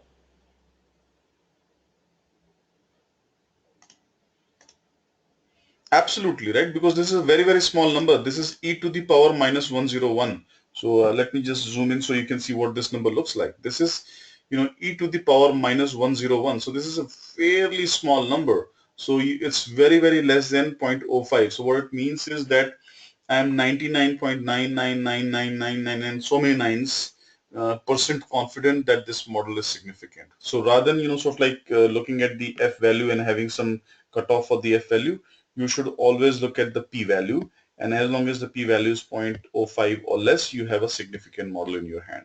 Let me pause here and make sure everybody is with me. So this is the second test. We talked about the first test, which is the R square. This is the second test that you have to do, that the F value is significant. Any questions? Any thoughts? Shall I unmute anyone? Yes. So Dinesh says, is this called alpha? This is exactly right, Dinesh. I mean, that is called alpha, right? So we are saying, p value less than 0.05 and alpha here is what? Alpha here is 0.05, right? So go back, for those of you who don't remember these concepts, go back to the basic stat video. You can watch it again. So the alpha value here is 0.05 and p value is less than alpha. So that's why it's significant. So right now we have done two tests. We have confirmed that the R square looks decent. Then we have confirmed that the F value looks decent, right? Any questions on these two tests?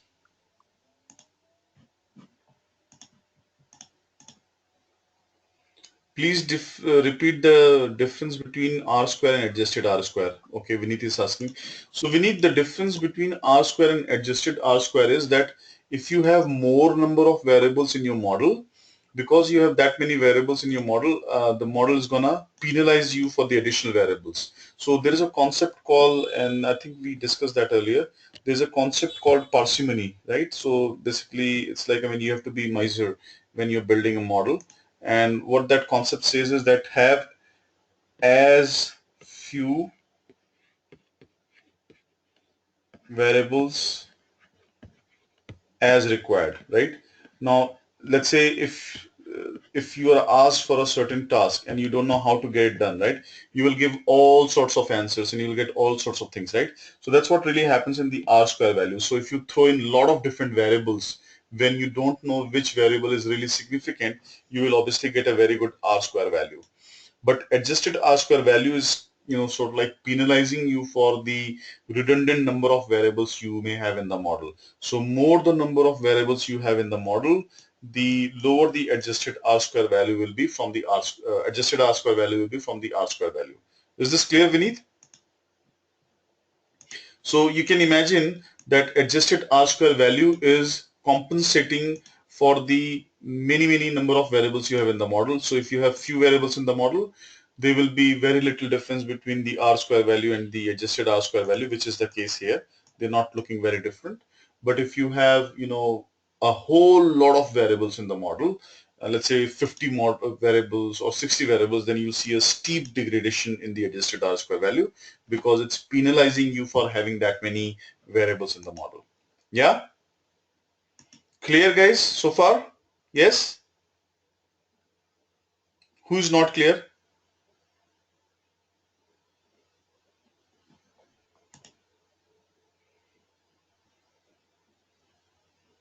So we talked about the R square, adjusted R square F statistics. Any confusion from anyone so far? Is this good so far? I mean, there are a lot of other things here, so don't worry about that. Degree of freedom, for example, is, measuring how many variables you have over here, right? And, sum of squared error is, some of those things that we discussed earlier in terms of how the algorithm works, but you're not necessarily worried about that. So don't worry in terms of knowing every single thing which is spitted out here. You should focus on the variables that I'm highlighting. And I will strongly suggest each one of you to do this exercise on your own, and try to interpret. So I'll just highlight, some of the things which are really important that you should focus on, and I'm going to highlight them in yellow, right? So that absolutely, how you want to interpret them, right? I don't see alpha here and p-value same as p-value. Yes, Rina, this is alpha is actually by default assumed to be 0.05, Rina, and the p-value is basically this level of significance that we're looking at over here. Significance of f. This is p-value. It's not categorically spelled as p-value, but this is nothing but the p-value, right? Okay, so good. So let's move on. Then let's look at this table right here. Any ideas what these numbers are, guys? And let me actually so first thing you should do is, I mean, instead of looking at that many digits, because that's, just ridiculous, I mean, you can probably reduce. But if you're building a model, I mean, you want to be very, very accurate, then you should have by all means all the digits. But we're doing a, sort of like a exercise here. So I'm not going to have that many digits here. I'm just going to have, maybe three.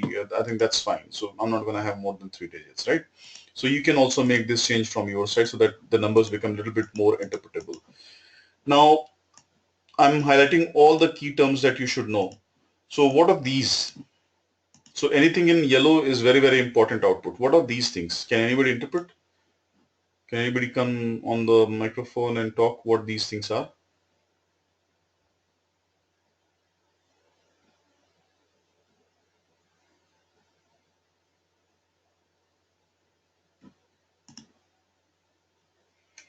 Constant values, beta naught. So Reena, I will unmute you. Why don't you just talk about that?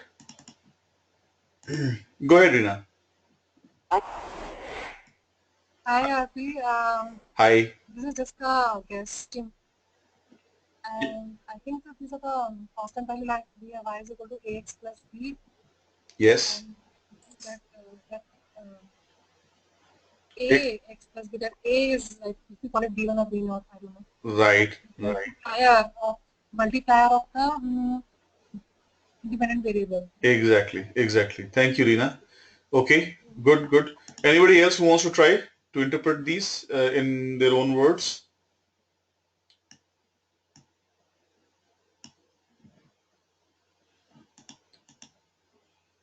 Who wants to try?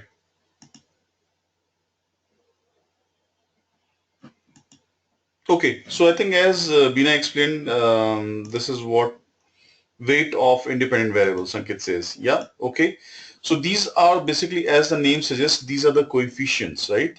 So what does it mean? So it says the intercept is nothing but the beta naught. So I will just write their name here. So this is beta naught. So you're actually looking at the terms basically for the equation, and this is beta 1. Beta 1 basically that means, when you're building the equation, you're going to look at the beta 1 times the cylinders. So these are the coefficients of these variables, right? Similarly, this is beta 2 times engine, right? And so on and so forth, right? So these values are basically beta 1, beta 2, beta naught, beta 3, beta 4, beta 5, all of that, right? So is that clear, everyone? What these things are? These are called coefficients technically, but they are basically telling you the multiplier for each of these independent variables. Is that clear? Yeah. Dinesh says yes, got it. Okay, how about others? Okay, good, good. Now, before we move on to the next concept here, we have to look at this column right here. And again, I'm highlighting all the key things in yellow so that you don't miss out. You know what these things are, right? Now, before we look at the t-stat, let's look at the p-value, right? So p-value here is, what the interpretation of the p-value is that if I want to call a particular term as significant, if I have to confirm whether that term is significant or not, the p-value has to be less than a certain value. What could that value be? The p-value has to be less than what value? You should know this in your sleep also as you move forward in your lectures. What is the cutoff for the p-value? 0.05, right? So if for a given value, if for a given variable, the p-value is less than 0.05, that variable is a significant variable in the model, right? So in that case, the variable becomes significant, right? So any variable which is having p-value of less than 0.05, greater than or less, less than or equal to 0.05 is going to be a significant variable in the model. Any variable for which the p-value is higher than 0.05, that variable is not significant, right? Now let's look at this list. Now tell me which variables are not significant in explaining the miles per gallon. Which variables have the p-value higher than 0.05?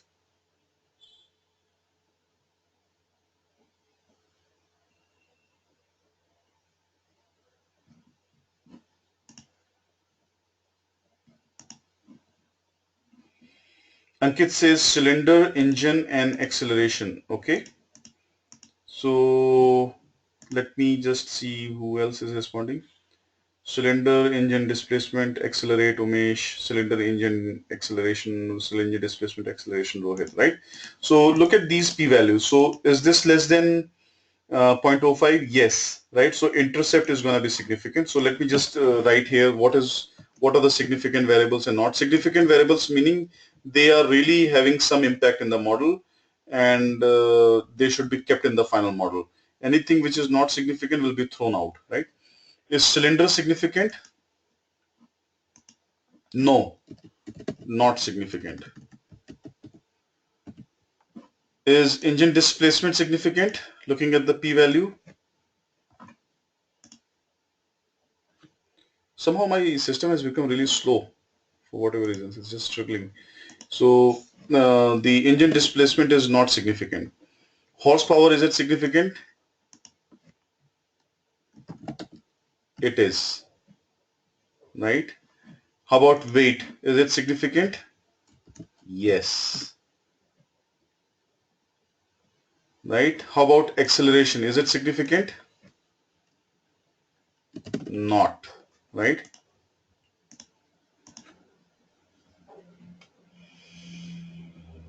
Exactly. So thanks for all of you who are providing the comments. So you can clearly see that looking at the p-value, we can figure out what independent factors really have some impact on my dependent variable. Is this clear, guys? Just quickly confirm whether you followed this. What is the significance of looking at the p-value?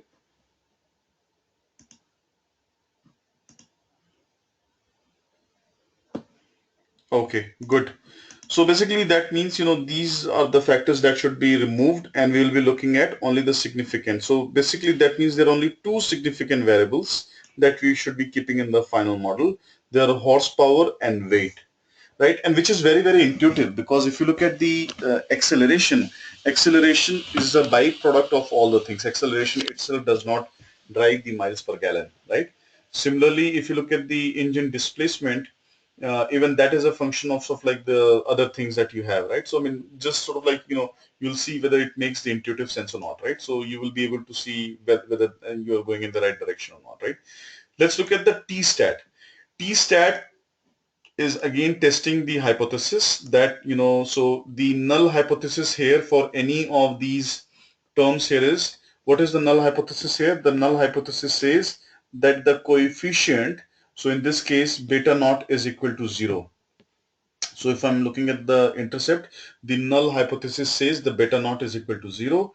Alternative hypothesis says beta naught is not equal to 0. sorry, not equal to 0, right? So that is the null hypothesis. And as long as the p-value comes out to be less than 0.05, you will reject the null hypothesis and you will accept the alternative hypothesis. So in this case, it's saying that the coefficient which is coming out to be 46.6 is significant and it should be kept in the model, right? So that is the interpretation. And the t-stat is basically sort of like, if you remember the discussion when you're looking at the normal, so t-stat is looking at the two-tail test and the t value of greater than or equal to mod 2. So either t value should be less than minus 2 or t value should be greater than 2 is significant, right? So now let's look at from the t value point of view and see whether you get the same result or not. So looking at the t value, is this greater than or greater than 2 or less than minus 2? Yes or no?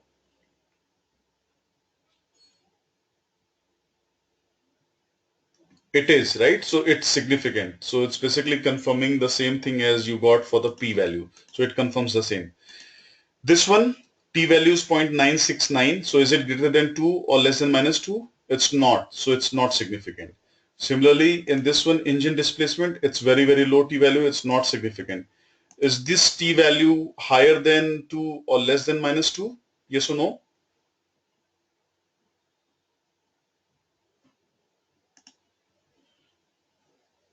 Yes, right? So it is significant. Similarly, the weight, is it more than plus 2 or less than minus 2? Yes, it is. So it's significant. So you can see that p-value and t-stat, they give you the identical result, right? Is everybody clear how these two things are sort of like telling you the same story?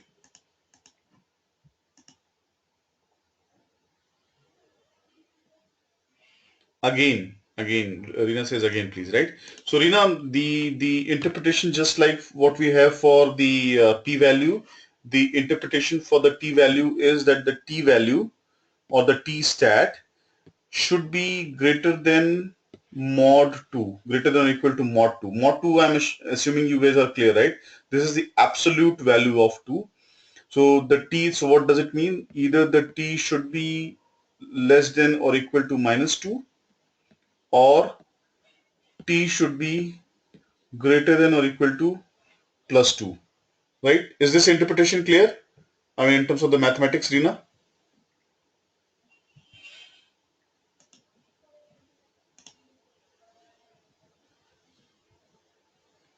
Okay, good. So now wherever this criteria is met, those variables are significant, right? So wherever this criteria is going to be met, those variables will be significant in your model. So you can clearly see that, I mean, here in this case, the t-value is greater than 2. So this is significant. In this case, t-value is less than is not less than minus 2. So it's not significant. Here, it's not significant. Here, t-value is less than minus 2. It's significant. Here, t-value is less than minus 2. It's significant. Here, t-value is not in that range, so it's not significant. So it tells you exactly the same thing as the p-value, right? Everybody's clear on the t-value and p-value? Quickly confirm yes or no.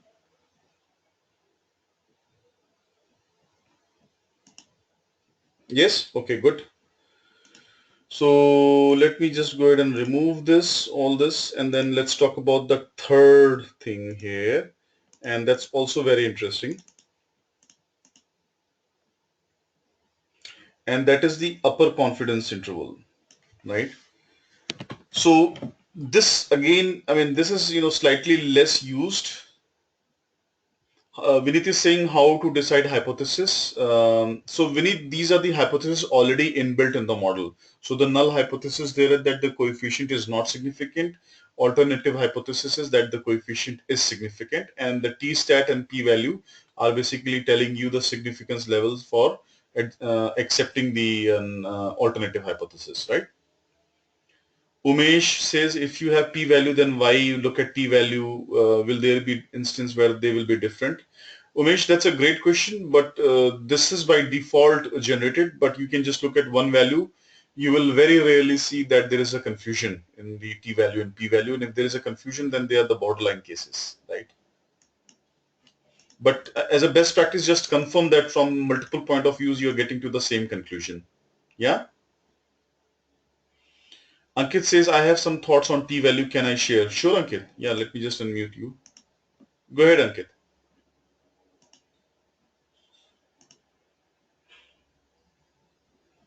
Hi, Ankit. Can you hear?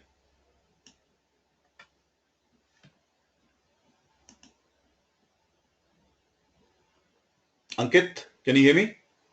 You can go ahead.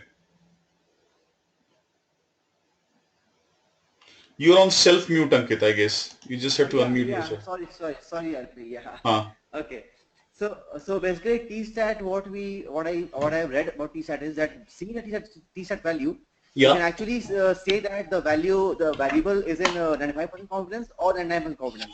Because Right. if it is below 2 minus 2 plus 2, that is 95% confidence, and above 3 to minus 3, then it's 99% confidence. Basically, is the distribution curve. Right. So Right. where the T stands for. So once you see the T values, you can actually say that this value is a 9% confidence interval or 95% confidence interval. Exactly, exactly, exactly. So if you look at the normal distribution discussion that we did earlier on, when you're looking at the, so basically what the T stat is, so if this is the alpha, right? So when you're looking at the two-tailed test, and it's a little bit technical, so I'm not gonna go there, but you're looking at the alpha of half. So because it's a two-tailed test, you're dividing the alpha in two parts, and you're seeing, how far away you are from this range, right? So more further away you from there, the higher the T value. Right, so that's why you see it has to be either. So this is where the minus 2 T value is going to be. This is where the plus 2 T value is going to be, and you are supposed to be in this region or this region to reject the null hypothesis, right? Okay, good. Thank you, Ankit, for that. So let's look at the third one. And, some of you are asking the question, Reena is saying, why do we have to look at both? And Umesh also had the same question. It's a good practice to look at both, guys, but very rarely you'll see sort of like the confounding results, right? And I'm going to sort of like complicate it further by throwing in the third set of metrics that you can look at. And those are the confidence interval, right? What does it really mean? Confidence interval, right? So it says even though the coefficient I am predicting is 46.264, but with 95% confidence, I can say that the coefficient can be between 41 and 51, right? With the 95% confidence interval, with the 95% confidence, I can say the coefficient for intercept is going to be between 41 and 51, right? And the third interpretation over here is very, very critical, and that you should always remember. If the confidence, 95% confidence interval does not include zero, that variable is going to be significant, right? So if the confidence interval does not include, so confidence interval basically is what? So you have the lower and you have the higher. So this is the lower interval and higher interval. If the zero doesn't fall in this interval anywhere, then you are saying that the variable is significant, right? Because if the zero is there in that confidence interval, that it means that coefficient could be zero as well. And because the coefficient can be zero as well, that means the variable is not significant, right? Does it make sense intuitively, guys? What we mean by confidence interval? And this is a very good way of sort of like checking also whether the coefficient is significant or not. So it says that I'm 95% confident that the coefficient is between 41 and 51. And does this range include zero? Anyone? Does the zero come between 41 and 51? Yes or no? No, it doesn't, right? Because the zero does not come between 41 to 51, we can say that this variable is significant, right? Because the coefficient cannot be zero ever. The coefficient can be between 41 and 51, but it cannot be zero looking at this confidence interval, and that's why this variable is significant. How about this other guy, cylinder? Is there a zero in this range? Yes, there is a zero in this range, right? Because the value is between 0.12 to 0.409. So zero can obviously be one of the value. So it says I'm 95% confident that the coefficient for cylinder is going to be between minus 0.12 to 0.40. So that means obviously there is a zero in between. So is this variable significant? Yes or no?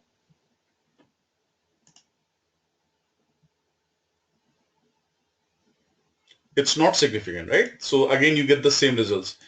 Does this range for the engine displacement has zero in the range in the confidence interval? It does. again, right? Because it's going from negative 0.018 to positive 0.018. So there is a zero in this range. Again, this variable is not significant. How about here? Does this range has 0? 0.078, 0.012, negative 0.0? No, it doesn't have 0, so the variable is significant. This range doesn't have 0, so it's significant. Does this range have 0? It's crossing 0, right? Because whenever you go from negative to positive, you're crossing 0. The moment you cross 0, that means that variable is not significant, right? Okay, so let me pause here. So, I mean, we have dissected every single key metric that we are looking at here. And let me just make sure that you guys are 100% comfortable, right? So what we have covered, so I'll just highlight. And I'm not going to spend time tomorrow, guys. I mean, so that's why I'm saying, ask me the question today. Because tomorrow we'll be focusing more on the semantics of running these things in R and SAS and not necessarily the interpretation angle. So we have covered these metrics, 1, 2, 3, 4, 5, and 6.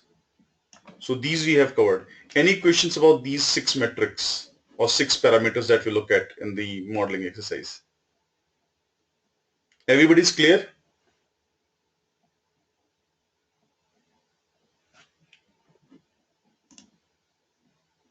Actually, there is 7, so I missed out the p-value here, right? So this is also there. So, you can just renumber it. So let me just call it 7. Or you can actually think about, that this is third and then there's 7 metrics, right? There is an 8th one, which is again based on coefficients. And can anybody tell me any guesses what is the 8th metric based on the coefficient? What could it be?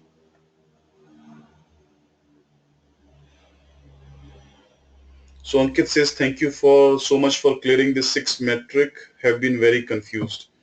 What is the 6th metric? Oh, confidence interval, Ankit. I will unmute you. So I want to hear from you. Go ahead, Ankit. Hi RP, yeah, since Hi. college we have been a debate on this that if zero lies between is it confidence or not. So we always try to read documents on web, but we couldn't come to the conclusion. Right. This is very good actually. Thank you so Okay. much. Yeah, thank you, Ankit. So what could be the 8th metric, guys, based on the coefficients that you're looking at? Intuitively, what would you check in your model? I'm not talking about the statistics. I'm just talking about the intuition. What do you think your intuition will tell you to look at the coefficient?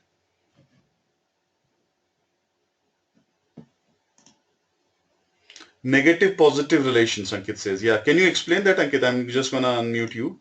Go ahead. Yeah, if the coefficient is negatively correlated, that means it's the y is decreasing with increasing variable of independent variable. Right.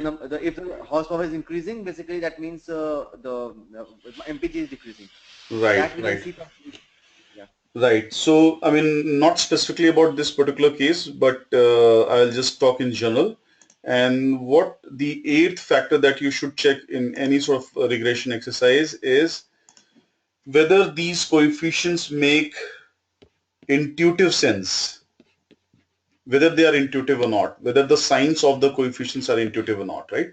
What does it mean? So for example, let's say, I build a regression model where it says if the marketing budget goes down, the sales increases, right? Or if my price goes higher, the demand goes higher, right? So if the sign of the coefficient is counterintuitive, that model is bogus, right?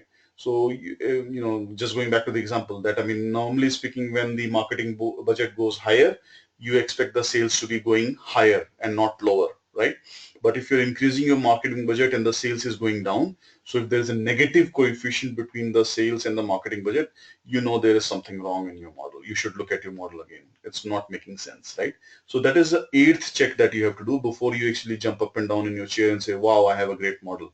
So even if you had like fantastic R square value, fantastic P value, fantastic all these things, but any of these variables do not make sense, good luck. That model is bogus. Is this point clear, everyone?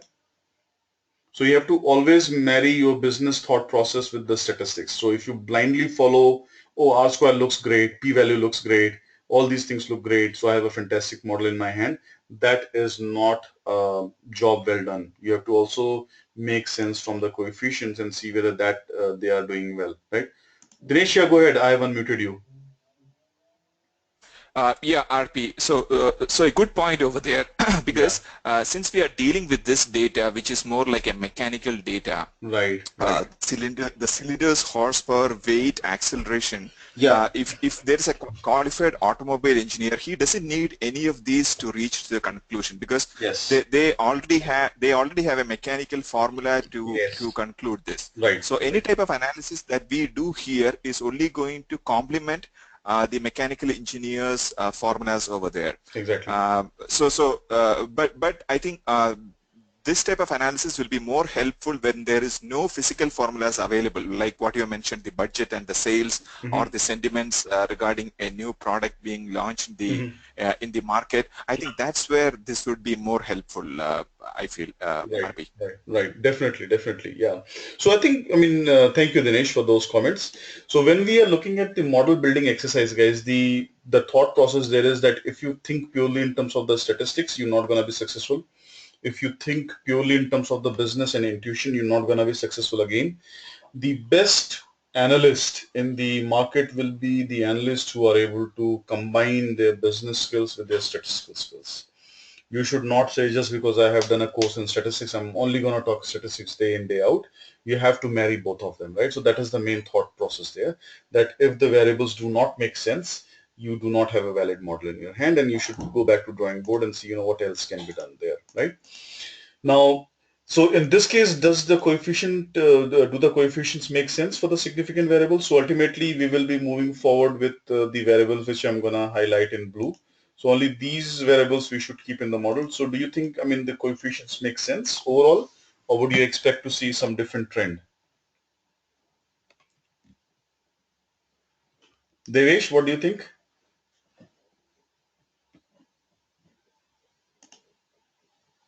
So it does make sense, Dinesh says, okay, right? Because if the horsepower is higher, meaning the engine is very powerful, like if you're looking at very very powerful car, like Tata Safari, or whatever car is most powerful here in India, that obviously will give you very low miles per gallon, right? So it makes sense. If the weight of the car is higher, again the MPG goes down because the car is very heavy and it will take much more fuel to go the same distance, right? V8, V6, like Dinesh is saying, so V8 will be having lower mileage compared to V6, right? So all of these things make sense, right? So that is clear. So that means that, yeah, horsepower and weight, we expect the same trend to be there, and it makes sense, right? So Dinesh says as heavier truck or SUV gives lower miles per gallon, right? So that makes sense. Now are we ready to derive the equation? Yes, we are, right? So, but before you actually go and derive the equation, it's a best practice that you drop the non-significant variables from the model and only look at the significant variables. So let's redo this exercise. And this time I'm only gonna keep horsepower and weight in the model, and we will rebuild this model, right? So everybody's clear why we're not keeping the cylinders, engine, and acceleration in the final model? Because they are not having significant explaining power. So I'm going to drop them and I'm going to keep only the horsepower and the weight in the final model. So let me just go back to the data one more time and I will repeat the same process again. So you can do it on your end as well while we are doing it on this side. Go to the regression, select the y variable as the same, and then input range. I forgot which were those variables. So let me just go back. So it's horsepower and weight, right? Horsepower and weight. Okay. So we will go ahead and say data analysis, regression, and instead of selecting all these variables, we will be only selecting. So remove this reference and only select horsepower and weight, right? Only have these variables and select all of them. Did I select both? Nope. Okay. So let me redo it. I think there's a wrong reference here. So let me go back to the top and select horsepower and weight, and then select, okay, so there's something wrong. Just give me a second.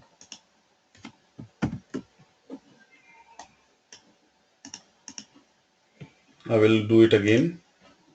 Regression,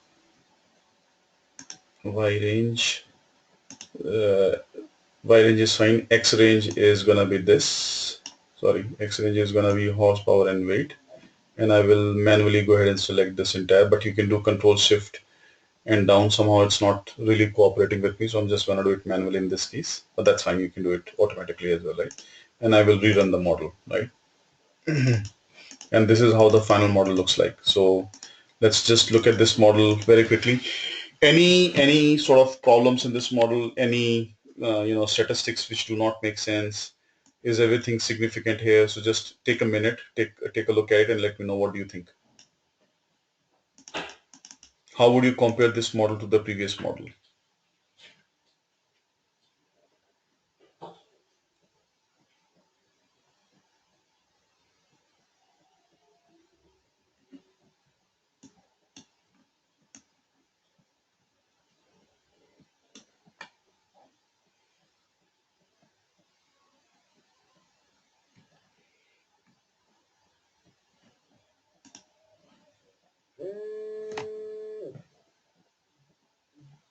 Okay, so who wants to come on the phone and talk about that? So what is your interpretation? What does it look like? So Dinesh, you have your hand raised, so shall I unmute you?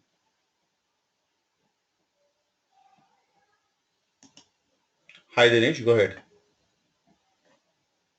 Oh, sorry, RB.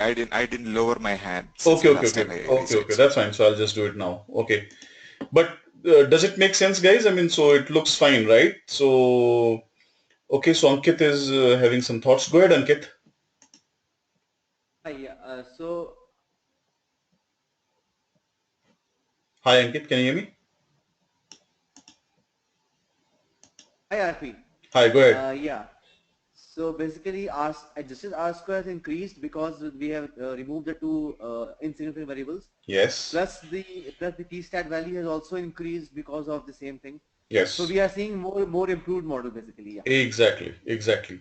So now you know the concept of parsimony, and you have seen the actual, application of the parsimony that, remove the junk variables from your model because the model itself is punishing you for having the junk variables. So the moment you remove the junk variables, your, R square is actually rewarding you. So you are actually following the parsimony concept, and your adjusted R square is actually slightly better than that, right? And not just that, but some of these statistics are also looking better compared to what we saw earlier, right?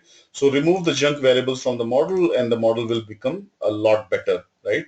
So it looks significantly better than what we had earlier. Now this is so much more interpretable also. Remember, I mean, if you had 5 variables to explain, you'll say, oh, by the way, cylinder, when it goes this and that and so on and so forth. So why to explain things when they are not significant? So that's what you have to ensure, that you remove those things which do not add value, and that will improve your model quality. So this is a much more simpler model, but much more effective model, right? So it's much more sort of like better model compared to what we had earlier, right? Now, who can derive the equation? Can you tell me the equation of the MPG versus these factors? Who can? So just send me a chat. Send me the equation on the chat. What does the equation look like, right? So Ganesh says, but there's a huge difference in F value. Will it put any impact for the F value is going higher, Devesh? So actually it's a good thing. So if you look at the F value here, F value in sheet 4 was 186 and F value over here is 467, which is higher, right? So higher the better. Remember, the F value has to be as high as possible, and P value is also significantly lower. So it was minus 101 power. Here it is minus 104 power. So you're actually improving the model all across, right? Yeah, it is a good indication. Yeah. Who can tell me the equation now of how the miles per gallon is going to be related to the horsepower and weight? So Ankit says miles per gallon is going to be 45.64 minus 0.047 horsepower minus 0.0057 times weight. Okay. Does everybody agree on this equation? So in fact, if I have to write the equation, so if I go back to the data, right, and I will zoom out a little bit so that I can tell you how I don't have to actually go and type that again, right? So I'll just simply go here and I will zoom in a little bit, right? And I can go and insert a variable here called MPG predicted, right? I don't have to manually enter that. So I can say MPG predicted is, if I go to this, is gonna be this, right? Sorry, it's gonna be this times, I mean not times, but plus this number times, this is the, for the horsepower. So I can go back and select the horsepower here, right? Plus I go back to sheet 5 times this, plus this times, if I go back to cars and say weight, and that is going to be the equation, right? So that is what we will be looking at, right? So this is as easy as that. You can come out with the equation of that. Now, absolutely, I mean, so you have to make some of the absolute reference and some of them the relative reference, right? So what do we have to convert them in the absolute? So sheet 5B17, because this is the intercept, so that has to be the absolute reference. And if you hit the function F4, that will be converted to the absolute reference, right? Similarly, sheet 5B18, which is the coefficient, that has to be the absolute reference, again converted to the absolute. Similarly, B19 is absolute reference, again converted to the absolute reference, and then we are good, right? So this is how you will get the prediction, right? Nandini also has the same equation. Thank you, Nandini. Rina says, what about error? So error is this, Rina. So the error, I mean, we don't have to that term, have to have that term in the model. Error is nothing but, what you're looking at in terms of, what is the actual miles per gallon and what is predicted. So this is the error, right? So that whatever is not explained by the model, that is the error. Devesh says, can you share the model, the equation? Sure, Devesh. So I'm just highlighting that. So this is sheet 5B17. Sheet 5B17 is this intercept, right? And then it says, sheet 5B18. You can actually copy these in terms of, let me do this actually. I think rather than, taking you back and forth in the different sheets, let me just go and copy it here and I'll keep it here, right? These things. And let me just simplify the formula so that you all can see it, right? So MPG predicted is going to be intercept plus this coefficient, and this coefficient is for the horsepower, so I'm going to grab this term, plus this coefficient times the coefficient is for weight, so I'm going to grab this term. But we are not done yet, because if I just drag the formula, then reference is going to be changed for this. So intercept will remain the same. So I have to change the reference for intercept and make it absolute, which is what you do by function F4. So I've changed that. N2 is this, again this is absolute reference because it doesn't change from each cell to, from one cell to another cell. That will remain same in each cell, right? And similarly this guy will be there, and then I hit enter, and then I simply double click and it has copied that, right? And similarly, I mean, I can do it for the error, right? Is that clear, Devesh? How we got the prediction? Is this clear to everyone?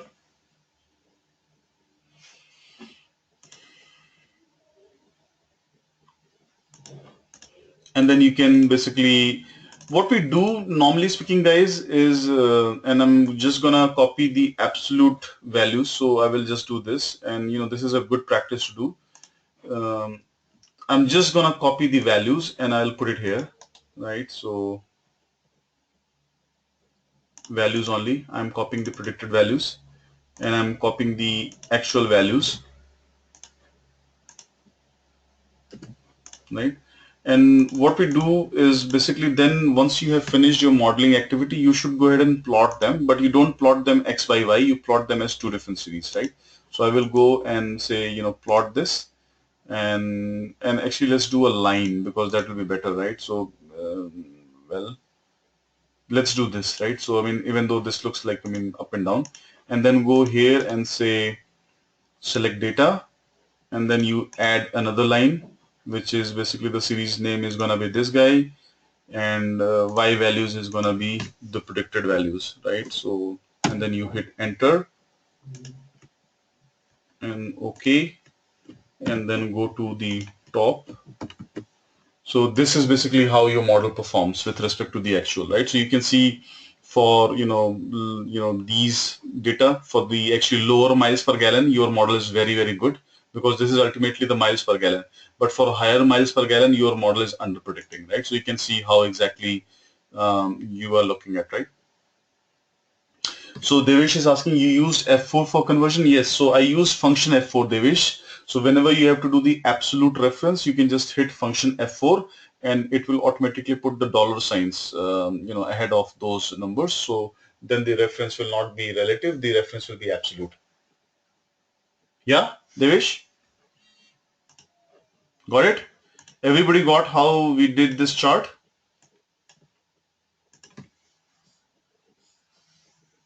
Yes? So this is a good practice. So it's basically, I'm a very visual person and a lot of people are not as visual and they can look at the numbers and they can see, oh, okay, you're under predicting and over predicting. But I like to put things in charts. So clearly now I can see a trend that, the blue is breaking away. Blue is breaking away in the higher range over here. And what is blue? Um, Blue is basically the actual, and the red one or peach color, whatever that color is my predictor. So you can see blue is breaking away, it's peeping out. So that means the actual values are higher than what we are predicting, and they're all towards the higher side. So if on the y-axis you're plotting the MPG, you can see all these values are on the higher side. So for the cars which are having 30 miles per gallon or higher, I'm not predicting them as high, and that is basically the under prediction. But for anything less than 30 miles per gallon, you can see my model is doing very good in terms of overall fitment, right?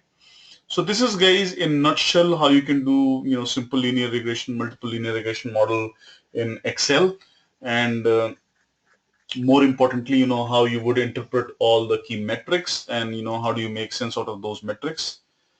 Rina says, this is awesome class RP. Could never make out what was so much curiosity about regression model and all those significant checks. Now I am confident to take this up professionally. Thank you so much, Rina. That's really great.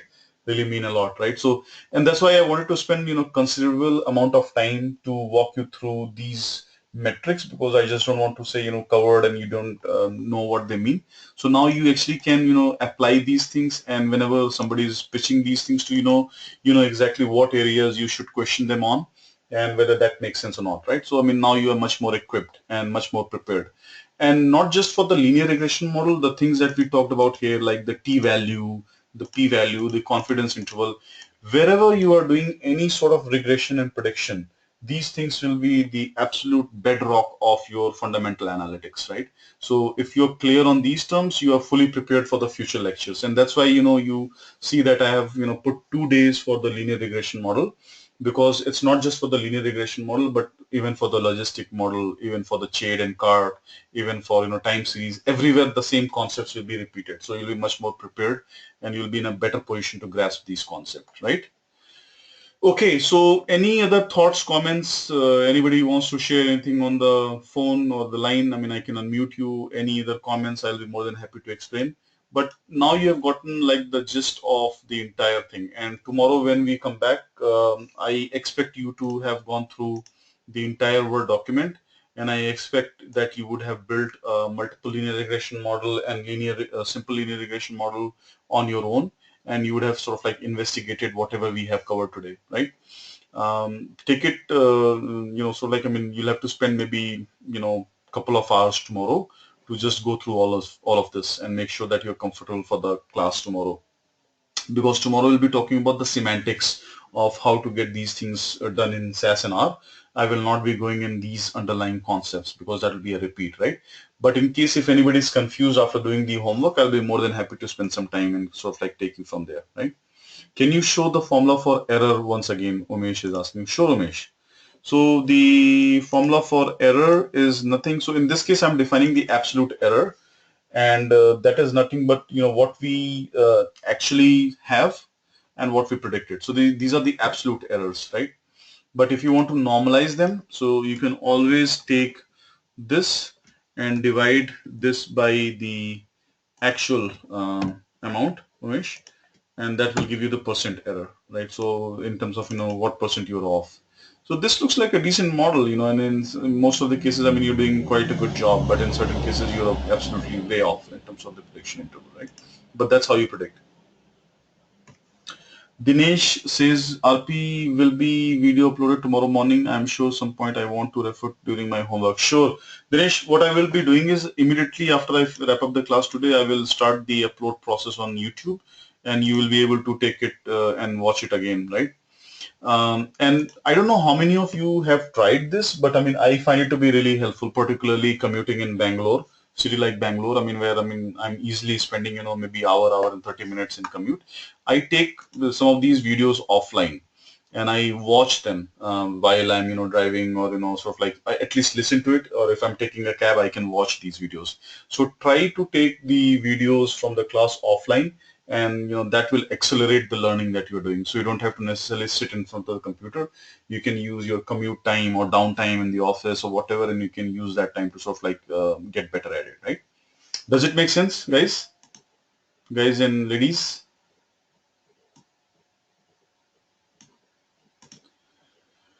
Okay, good. So we have wrapped up the discussion for today, and unless there is any further question, I will go ahead and close out the session, and I will let you guys go a little bit early before 10 o'clock. But from now onwards, I mean, every class is gonna be 3 hours. You can expect that you'll be spending close to maybe 2 hours, 30 minutes, 2 hours, 40 minutes, give and take 10, 15 minutes here and there in active discussion, right? So hope this is not overwhelming for anyone. Do you guys think, I mean, you can sort of like cope up with the 3 hours every weekend, or you find it too much to digest? What is the thought? No problem? Okay. Okay, great. So that's really good, guys. I mean, so this is an awesome class in terms of the appetite for these sort of concepts, right?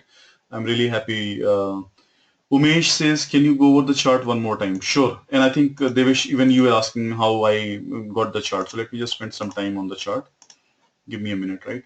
So what I did was to actually, from this, I actually got the actual miles per gallon, which is your original table. So you have the actual miles per gallon, what were the actual, miles that the car is giving. And then, what we did was to grab the MPG predicted, right?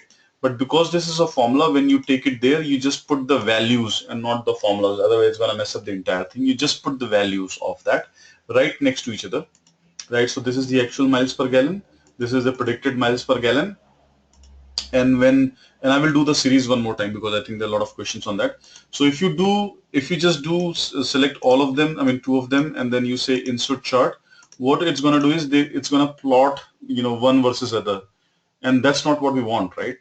We want them to be plotted right on top of each other. So you do this, you first select one and say insert, and you select this line, or you can have this line also, it doesn't matter. I mean, let's go with this, right? So you have plotted this, right? And if you want, you can add the data label and so on and so forth, but that's too much, right? So yeah, so this is your actual, right? Then you right click on it and you say select data and add. You're adding a series, right? You're adding a series. You can, if you want, you can name them, but I'll just simply go ahead and select the Y values. Control Shift and down arrow, you're gonna select all of them, and then you simply say OK, and then hit OK, and then you do Control Shift up arrow. This will take you to the top again because you just came down on the bottom, and then you come to the top, and then there you have it plotted, the actual versus the predicted.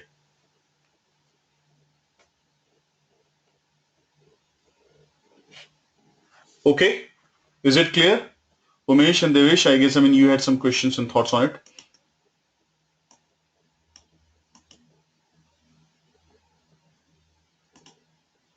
Got it, Umesh? Okay. Devesh says, I'm trying. Okay, Devesh, give it a try, Devesh. If it doesn't work for you, we can spend some more time tomorrow, right? But what is the homework? Can anybody remind the class what is the homework for you guys? Who can come on the phone and just remind for everybody? Nandini, can you remind everybody what is the homework for tomorrow? Shall I unmute you, Nandini or Reena? I have a personal question. Can I ask here? Okay, Devesh, let's take it offline. Devesh, why don't you ping me on WhatsApp? I'll just send my number again in case if you guys don't have. Please feel free to connect me on WhatsApp.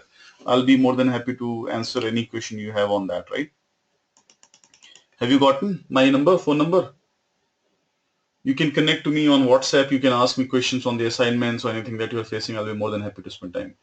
Ankit says build a model on simple and multiple regression. Thank you, Ankit. So that's a good reminder for everybody. SLR on another variable and read the Word document. That's right, Umesh. So the homework that you have to do for tomorrow is this Word document, which is uploaded on the learner's site. You have to go through this document from A to Z. You have to ensure that you get all the concepts right, because if you don't get clarity in the linear regression model, everything else you're going to do down the road will be confusing for you, right? So make sure that you're 100% comfortable, right? This is the first task. The second task is that the same data that we have, the cars, try to build a simple linear regression model on your own and try to repeat the multiple linear regression model and just analyze and visualize what you're finding here. Spend some time, just sort of like play with this and see what you notice, right? Maybe you notice something that we haven't noticed so far. So come back and we'll be spending maybe initial 10-15 minutes talking about what did you do, right? And don't run away from the class tomorrow saying that, okay, if I don't do the homework, then I should not go because I'll be asked. So even if you, for whatever reasons, do not get chance to go through it, I still encourage that all of you join tomorrow's class, right? And but try to make sure that you do these things before you come back, right? Does it sound okay, guys? Doable? Yeah?